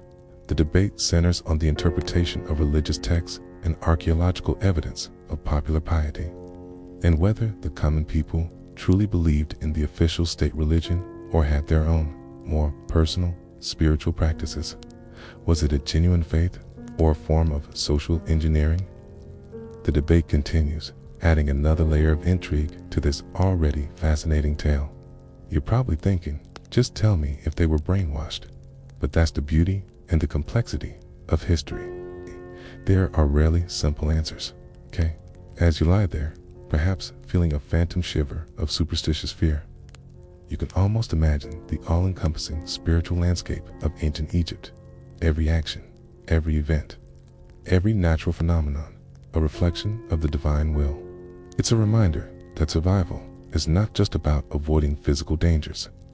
It's about navigating a world where the rules are written in the stars, where your fate is in the hands of the gods, and where a simple act of disbelief could have devastating consequences. And as we continue our journey, we delve into the next immediate threat to your survival, the very clothes on your back. and to the practicalities and discomforts of ancient Egyptian attire. Okay? So, take a deep breath, try to relax, and prepare yourself for the next chapter. Because fashion, my friend, is a battlefield. Alright, you're still with me, even after tiptoeing through rituals, omens, okay, and dream dictionaries that can make your head spin. Good, because now, the very clothes on your back get a turn at humbling you. You imagine slipping into something comfy, maybe a moisture wicking tee, a pair of forgiving joggers. Cute. Here, your skin meets linen, and linen meets heat, dust, sweat, and the kind of sun that peels the idea of comfort right off your bones. You dress not to impress, exactly, but to survive, to signal who you are, and to keep moving when the air feels like hot syrup. You wake to that brittle dawn cool and reach for what everyone reaches for: linen. Flax becomes fiber, becomes thread, becomes the thing that touches almost every ancient Egyptian body. You can taste the process in the cloth fields of pale blue flax blossoms, stalks redded in water until fibers slip loose. Spinners' fingers coaxing twist, weavers at vertical looms, pulling the warp into order. The best linen gleams almost white, a status signal and a kind of portable breeze. The everyday stuff is coarser, a little scratchy, like a grandparent's dishcloth, repurposed as lifestyle. Wool exists, sure, but is suspect in temples, in misery, in the heat.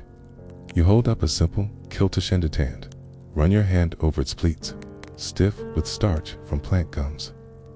You think crisp, your thighs think chafe. You tie it on with careful folds, because everything here speaks with fabric, and you don't want your sentences to read as gibberish.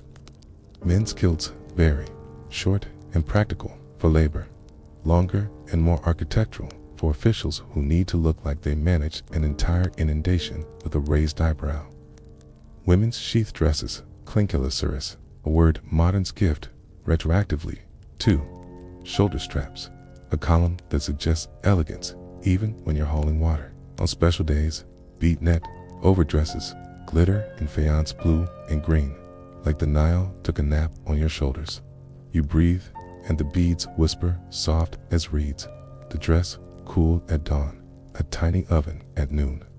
Fashion is a deal you make with the weather. The weather always negotiates harder. Your modern brain wants pockets. The ancient linen just laughs. You tuck a small knife into a belt, slip a cosmetic pot into a basket, and accept that every errand adds one more thing to carry. Jewelry does heavy lifting on those broad collars, Wessex, with concentric arcs of faience, carnelian, and gold. Say, I belong, I'm blessed, and I'd prefer you notice. Bracelets clink at wrists and ankles. Amulets ride hidden against skin to give the day a nudge toward mercy. A cat amulet, maybe, because protection has whiskers here.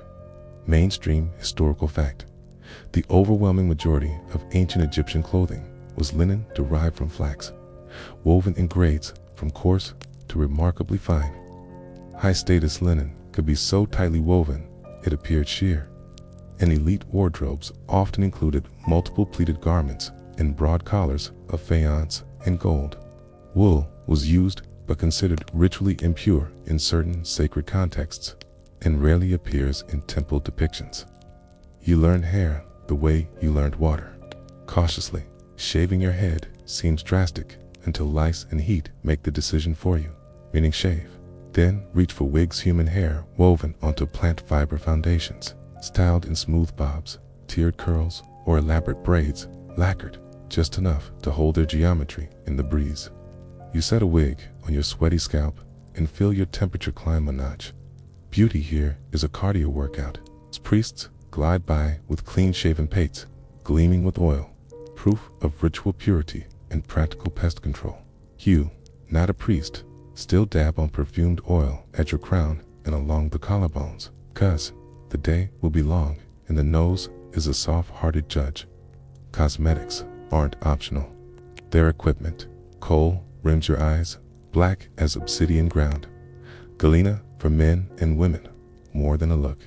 It's a shield. The dark line cuts glare like the ancient version of polarized sunglasses. And trace lead salts have antibacterial properties that keep your eyelids calmer in a dust storm of flies. Okay. A wash of malachite green does not hurt your mood either. Tiny cool rivers painted where your eyes ache. You lean over a polished copper mirror, pinch a wooden applicator between fingers, okay?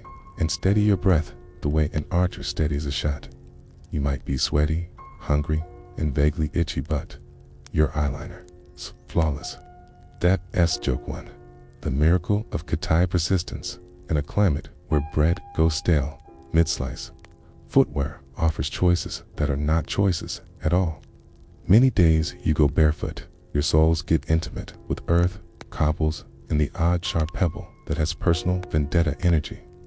When you do wear sandals, they're papyrus or leather, simple soles with toe thongs that bind you to the ground into a lifetime of thongs between the toes diplomacy.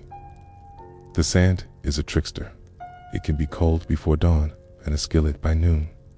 You learn the dance-shaded paths, light feet, sandals off to cross soft silt, sandals on to cross shards and thorns.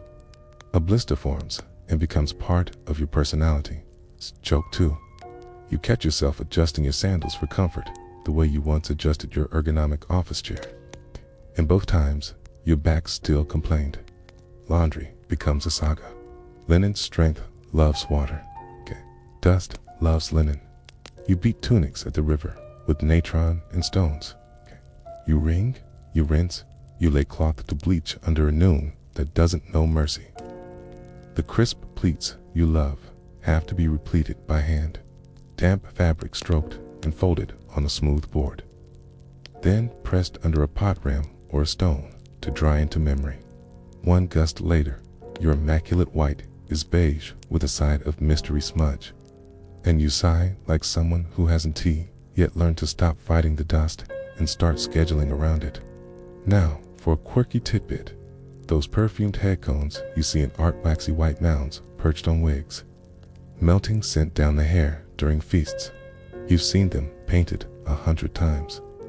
For ages, people argued they were symbolic. Think, archaeologists found residue that might be real perfumed wax.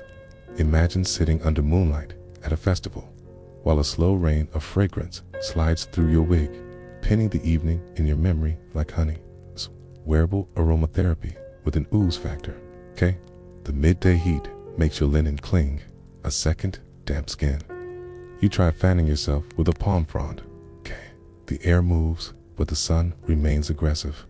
Relief comes in shade, in courtyards where reed mats throw patterns on stone, and the trickle of water poured over the threshold to tame the dust. A light mantle tosses across your shoulders for modesty or a chill wind off the river at duskies. Cold slips in sometimes, quick and thin.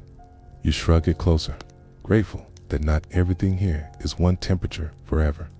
Your body discovers linen's personality. Breathable, yes, but also honest about every breeze, every bead of sweat. Fine fabric can go translucent when it's humid. And you develop the modesty shuffle shoulders back, jaw relaxed, so let the collar fall where it may be, because there is no closet full of backups. Historians still argue whether the sheer dresses depicted in old Kingdom art reflect actual everyday transparency of high-quality linen, or are an artistic convention idealizing form and fabric. They also debate whether caliceris, a Greek term, maps cleanly onto native categories, okay, and how much fitted tailoring existed versus draped and belted cloth. You stop arguing with your clothes and work with them instead. Status hums through color and cut. Bleached whites glow for the elite. Dyes are costly and rare on clothing, though your jewelry fixes that with lapis skies and cornelian sunsets. Pleats shout, "My household can spend hours on me." A broad collar murmurs, "Gold is a language I speak." So poor or a coarser weave, unpleated, plain. You learn to read threads the way you read faces. Work-worn, festival-ready, priestly, official.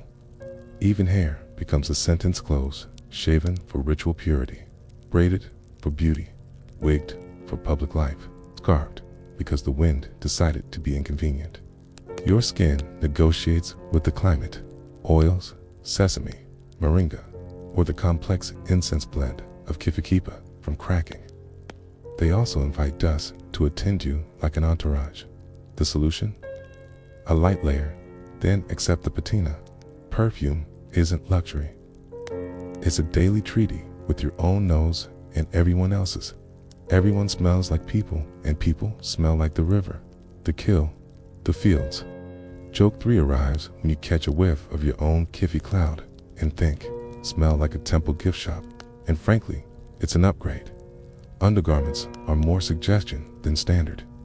Men might wear a linen loincloth beneath the kilt. Women might wear one under a sheath dress or not, depending on cut, task, and weather. What protects modesty is context. Who's around, what you're doing, what the day asks of your body. Children run light, often unclothed, until older, because the sun and dust have already won half the argument. At home, tunics loosen, belts slip, shoulders go bare. The city sees your public self. The courtyard hosts your breathable truth. Clothing has jobs beyond cover. It seals you into roles.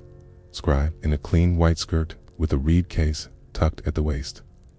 Fisherman in a short kilt in a net slung like a second rib cage. Temple singer with a pleated dress that carries sound like a sail carries wind. Garments take offerings, catch spilled beer, hold baby drool, wipe tears, and shade eyes. A shawl becomes a sling, a curtain, a privacy screen for nursing or grief. You start to admire the fabric's patience, how it endures starch and sweat, salt and sun, and keeps showing up. You notice how clothing lines become habits. Your hands remember how many wraps hold a kilt in place. Your shoulders memorize which mantle edge falls without slipping. You learn not to fight the fabric when it insists on traveling with the breeze. When a gust flips your pleats like a parade flag, you pin them with your palms and smile at a stranger's sympathetic nod. Everyone here has lost a battle with the wind. It's communal comedy, tiny, daily, and kind. Hats, not as you know them, though woven caps and headscarves appear. And shade is a skill you practice by walking on the shadow side of walls. You drape a linen veil against the grit-laden wind. Key, and it filters the world into something softer, a pale hush that makes even the donkey brays feel remote. Coming home, you shake the veil and watch the desert fall out like a pocket of moon sand. There is no lint roller. There is patience. And when the day ends, your clothing tells your story back to you. The flour dust at the hem says bread happened. The crease at your collar says prayer. The faint smear of malachite on the shoulder says someone leaned close to whisper good news. You shake it all out, rinse what needs rinsing, fold what needs folding.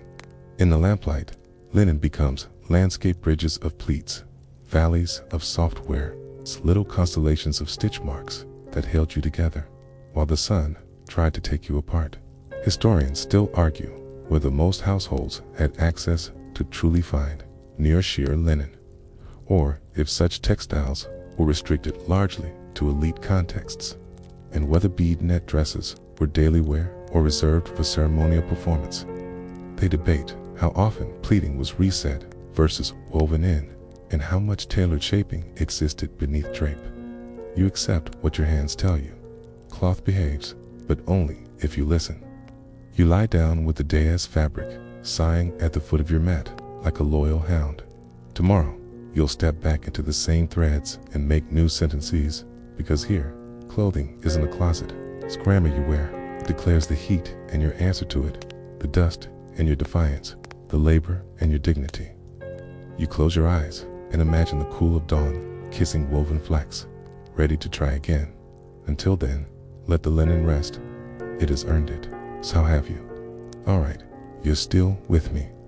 Even after wrestling with the practicalities and discomforts of ancient Egyptian attire. Good, because if you thought the visual and tactile experiences were overwhelming, prepare yourself for the truly inescapable, all-encompassing reality of the smell of the past. You're probably thinking, it can't be that bad, can it? I've been to some pretty smelly places. And yes, my friend, you have, but your modern nose, accustomed to filtered air deodorized spaces and the constant masking of unpleasant odors, is about to be assaulted by a symphony of scents that will make your eyes water and your stomach churn. Imagine a world where every breath is a sensory overload, where the air itself is a thick, palpable presence, and where the concept of a fresh scent is as alien as a scented candle. It's enough to make you want to just stop breathing, isn't it? Your first impression upon entering an ancient Egyptian town or city, beyond the heat and the dust, would be the smell. It's a complex bouquet of human and animal waste, stagnant water, rotting food, unwashed bodies, and the pervasive scent of the Nile itself. There were no organized sewage systems as we know them. Waste was often simply thrown into the streets, into open pits, or directly into the Nile, while the annual flooding of the Nile would periodically flush some of this away. It also spread contaminants across the fertile plains, ensuring a fresh cycle of odors with each inundation. Imagine trying to navigate a bustling marketplace, your senses assaulted by a constant, overwhelming stench, knowing that every step you take is through a cocktail of pathogens and their aromatic byproducts. You'd probably be holding your breath a lot, wouldn't you, for wishing for a very strong nose plug? It's like when you accidentally walk past a dumpster on a hot summer day and you just want to run away screaming. Except, in this case, the dumpster is the entire city, and there's no running away. Animals, both domesticated and wild, would roam freely through the streets. Donkeys, goats, chickens, and dogs would add their own contributions to the general unsanitary conditions. Their waste, combined with human excrement, would create a rich environment for bacteria, viruses, and parasites to thrive. And their decomposition would release a constant stream of pungent gases. Flies, as we discussed, would be everywhere, landing on waste, then on food, then on your skin, acting as efficient little disease couriers and odor disseminators. Imagine trying to avoid stepping in something unpleasant with every single step, constantly dodging animal droppings and puddles of unknown origin, all while your nose is being assaulted by the combined effluvium of 1,000 living creatures. You'd probably be very, very careful where you put your feet, wouldn't you? And wishing for a good pair of waterproof boots. It's like when you're walking through a muddy field after a rainstorm, and you're constantly trying to avoid the puddles. Except, in this case, the puddles are everywhere, and they're much, much worse. And they smell like a forgotten science experiment. The smell of cooking would also be distinct and not always pleasant to your modern palate. While fresh bread baking might offer a momentary reprieve, the pervasive use of strong spices, fermented foods, and the cooking of various meats and fish over open fires would create a heavy, smoky, and often greasy aroma that would cling to the air. Imagine trying to enjoy a meal when the air is thick with the smell of roasting meat, mingled with the faint scent of decay and the ever-present odor of the river. You'd probably lose your appetite, wouldn't you? And wishing for a good, strong ventilation system.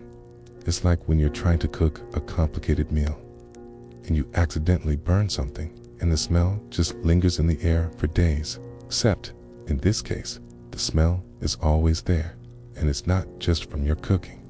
Mainstream historical fact: ancient Egyptian cities, particularly those with high population densities like Memphis or Thebes, would have been characterized by a complex array of odors. Due to the lack of modern sanitation, the presence of numerous animals, and the open-air nature of many daily activities, including cooking and waste disposal. Archaeological excavations often reveal layers of organic waste, providing tangible evidence of the pervasive, unsanitary conditions that would have contributed to the distinct olfactory landscape of ancient urban centers. It wasn't just a minor inconvenience, it was a fundamental aspect of their daily sensory experience, testament to their resilience in adapting to a world that was constantly assaulting their senses. It's like when you visit a really old historical site, and you can almost smell the past. But in this case, the smell is very, very real and very, very strong. Now, for a quirky tidbit, ancient Egyptians used various perfumes and incense, not just for religious rituals, but also to mask unpleasant odors and for personal adornment. Kefi, a complex incense made from ingredients like frankincense, myrrh, and juniper berries, is burned in temples and homes, creating a fragrant counterpoint to the pervasive smells of daily life. Imagine a world where your best defense against a bad smell is a cloud of fragrant smoke, and where your personal scent is a constant battle against the overwhelming odors of your environment. It's a strange blend of aesthetic refinement and desperate pragmatism, isn't it? You'd probably be like, so? They were basically ancient air freshener enthusiasts. And yes, my friend, they absolutely were. It's like when you try to cover up a bad smell with a strong air freshener, and you just end up with a mixture of two bad smells. Except, in this case, the air freshener is a lot more sophisticated, and the bad smell is a lot more pervasive. The smell of the Nile itself would be distinct. While it brought life, it also carried the scent of silt, decaying vegetation, and the occasional dead animal. During the annual inundation, the smell of the rich, black mud, while a sign of fertility, would also be a heavy, earthy aroma that would permeate everything. Imagine living in a world where the very air you breathe carries the scent of the river, its life-giving properties intertwined with its less pleasant aspects. You'd probably develop a very keen sense of smell, wouldn't you? And a deep understanding of the river's moods. It's like when you live near the ocean, and you can always smell the salt in the air, a constant reminder of the vastness and power of the sea. Except, in this case, the sea is a river, and it's a lot more pungent. Even inside homes, the smells would be distinct. The earthy scent of mud brick walls, the smoky aroma from cooking fires, the faint smell of stored grains, and the ever-present scent of human bodies would create a unique olfactory signature for each dwelling. Without modern ventilation systems, these smells will linger, permeating clothing, furniture, and even your hair. Imagine trying to escape the pervasive odors of your home, only to find that they cling to you wherever you go. You'd probably feel a sense of profound resignation, wouldn't you? And wishing for a good, strong exhaust fan. It's like when you live in an old house and it has a distinct smell that you can never quite get rid of, no matter how much you clean. You just learn to live with it. Your modern nose, accustomed to a relatively sterile environment, would be in a constant state of assault. The pervasive smell of decay, of unwashed bodies, of animal waste would be a constant, inescapable presence. It would cling to your clothes, your hair, your skin, and permeate every aspect of your existence. You'd probably find yourself constantly trying to breathe through your mouth, or holding a perfume cloth to your nose, anything to escape the overwhelming stench. Imagine trying to sleep, or eat, or even just think, with that constant, oppressive odor hanging in the air. You'd probably lose your sense of smell entirely, wouldn't you? Or at least develop a very strong aversion to certain smells. It's like when you work in a really smelly environment, and after a while, you don't even notice it anymore. Except, in this case, the environment is your entire world, and there's no escaping it. The smells would also be seasonal.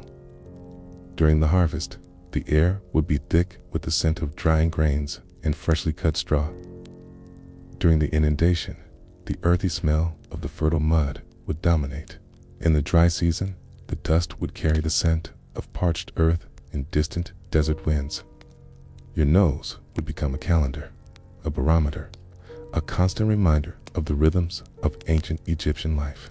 Imagine your sense of smell becoming so finely tuned that you can tell the time of year or the weather just by sniffing the air.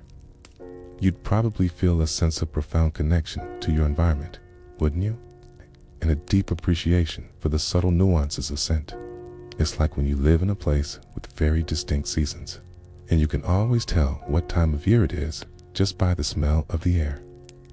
You're tuned to the rhythms of nature, and you know exactly what to expect. Even the concept of personal space would be defined by smell. In a crowded marketplace, the close proximity of bodies, each with their own unique scent, would create a dense, overwhelming olfactory experience. You'd be constantly aware of the presence of others, not just visually, but through your nose. Imagine trying to navigate a crowded street, your senses assaulted by 1,000 different human and animal odors, each vying for your attention. You'd probably feel a sense of profound sensory overload, wouldn't you? And wishing for a good, strong, personal air filter. It's like when you're at a really crowded concert, and you're constantly aware of the people around you, not just visually, but through their sweat and their perfume. You're overwhelmed and you just want to escape. Your modern brain, accustomed to a world where unpleasant odors are quickly whisked away by ventilation systems or masked by artificial fragrances, would struggle to adapt to this constant assault on your olfactory senses. The sheer persistence of the smells, their pervasive nature, and their constant presence would be mentally exhausting, adding another layer of stress to your already challenging existence.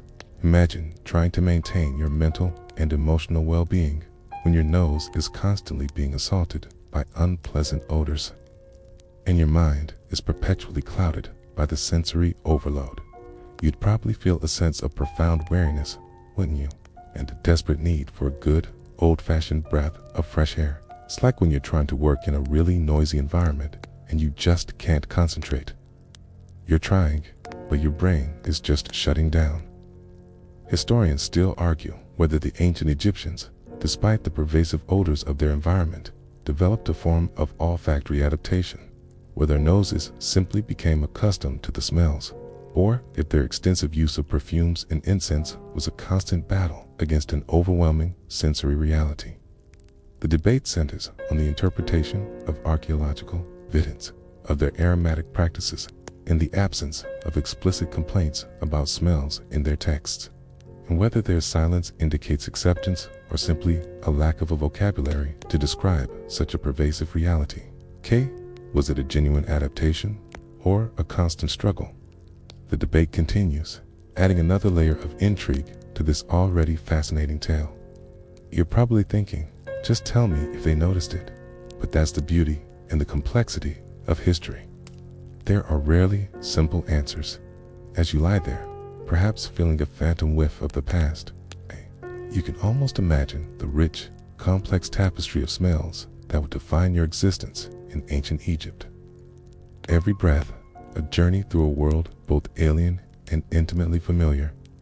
It's a reminder that survival is not just about avoiding physical dangers. It's about adapting to a world where your senses are constantly challenged, where every breath is a reminder of your precarious existence, and where the past truly comes alive through its scents.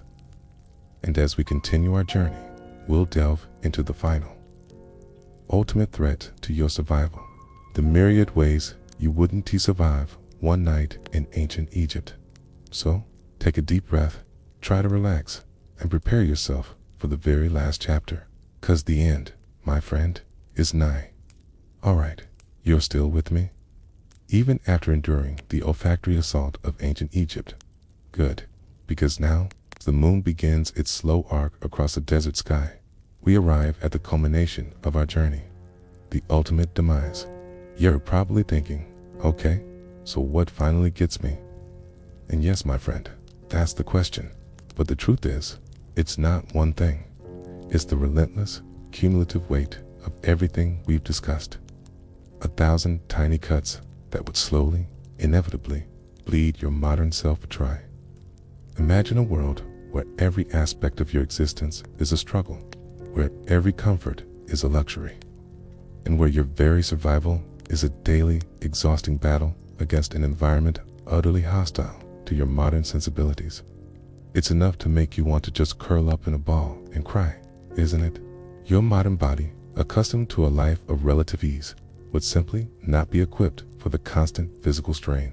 The relentless heat, the lack of clean water, the gritty, often contaminated food, the pervasive pests and parasites, the dangerous labor. Each of these would chip away at your health, weakening your immune system and leaving you vulnerable. A simple infection that you shrug off with a pill today could become a raging fever, leading to delirium and eventual collapse.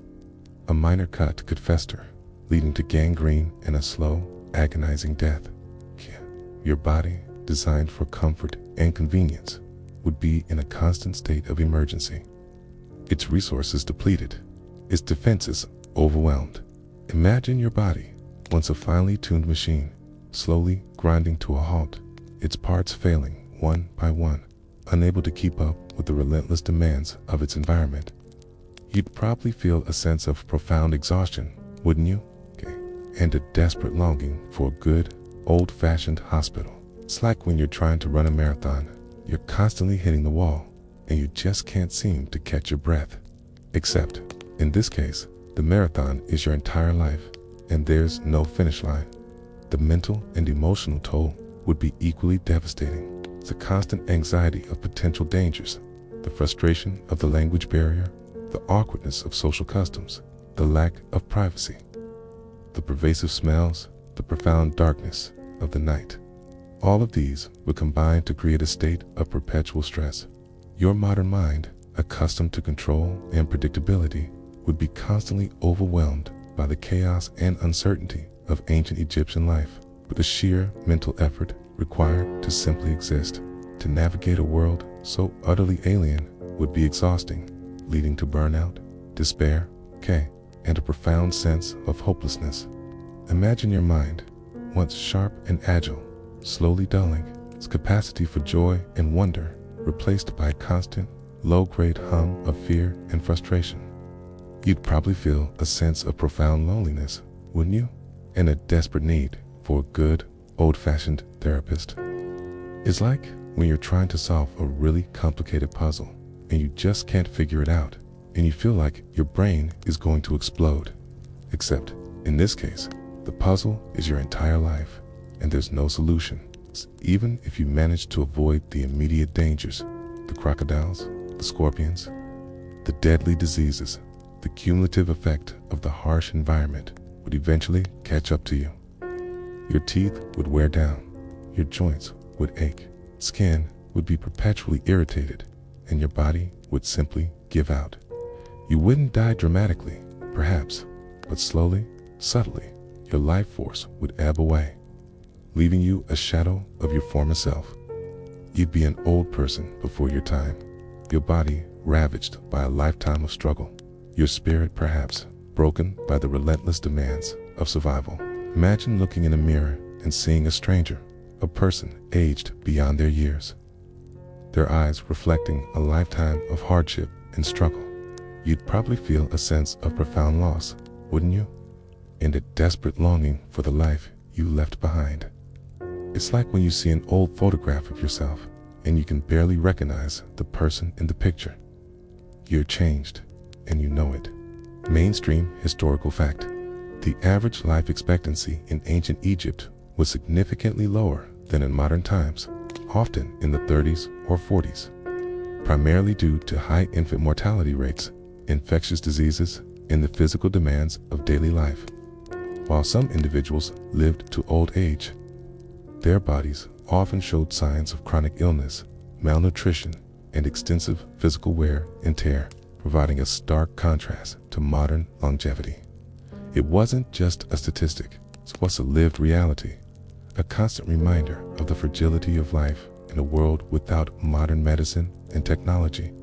It's like when you read a historical account and you realize how short and brutal life used to be, and you're suddenly very grateful for all the comforts you take for granted.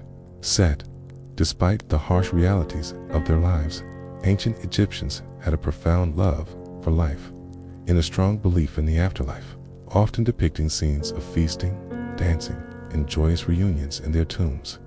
Imagine a people who, despite facing constant hardship and an early death, still found reasons to celebrate, to create beauty, and to believe in a better future. It's a strange blend of pragmatism and profound optimism, isn't it? You'd probably be like, so, they were basically ancient party animals, but with a spiritual twist. And yes, my friend, they absolutely were. It's like when you meet someone who has been through a lot, but they still have a positive outlook on life. You're inspired by their resilience, and you realize that joy can be found even in the darkest of times. Your modern body, accustomed to a life of comfort and convenience, would simply not be able to adapt to the constant assault of ancient Egypt. The heat, the thirst, the hunger, the disease, the pain, the fear, the isolation. Each of these would be a relentless enemy, slowly eroding your will to survive. You wouldn't last one night, not truly. You might physically endure for a few days, perhaps even a few weeks, but your modern self, your modern sensibilities, your modern expectations would be utterly destroyed. You'd be a shell of your former self, a ghost in a land that doesn't understand you, and a stranger in your own skin. Imagine your very essence, your very being, slowly dissolving, replaced by a primal, desperate struggle for survival. You'd probably feel a sense of profound loss, wouldn't you? And a desperate longing for home. It's like when you're trying to fit a square peg into a round hole, and you keep trying, but you know it's never going to work. You're frustrated and you're defeated.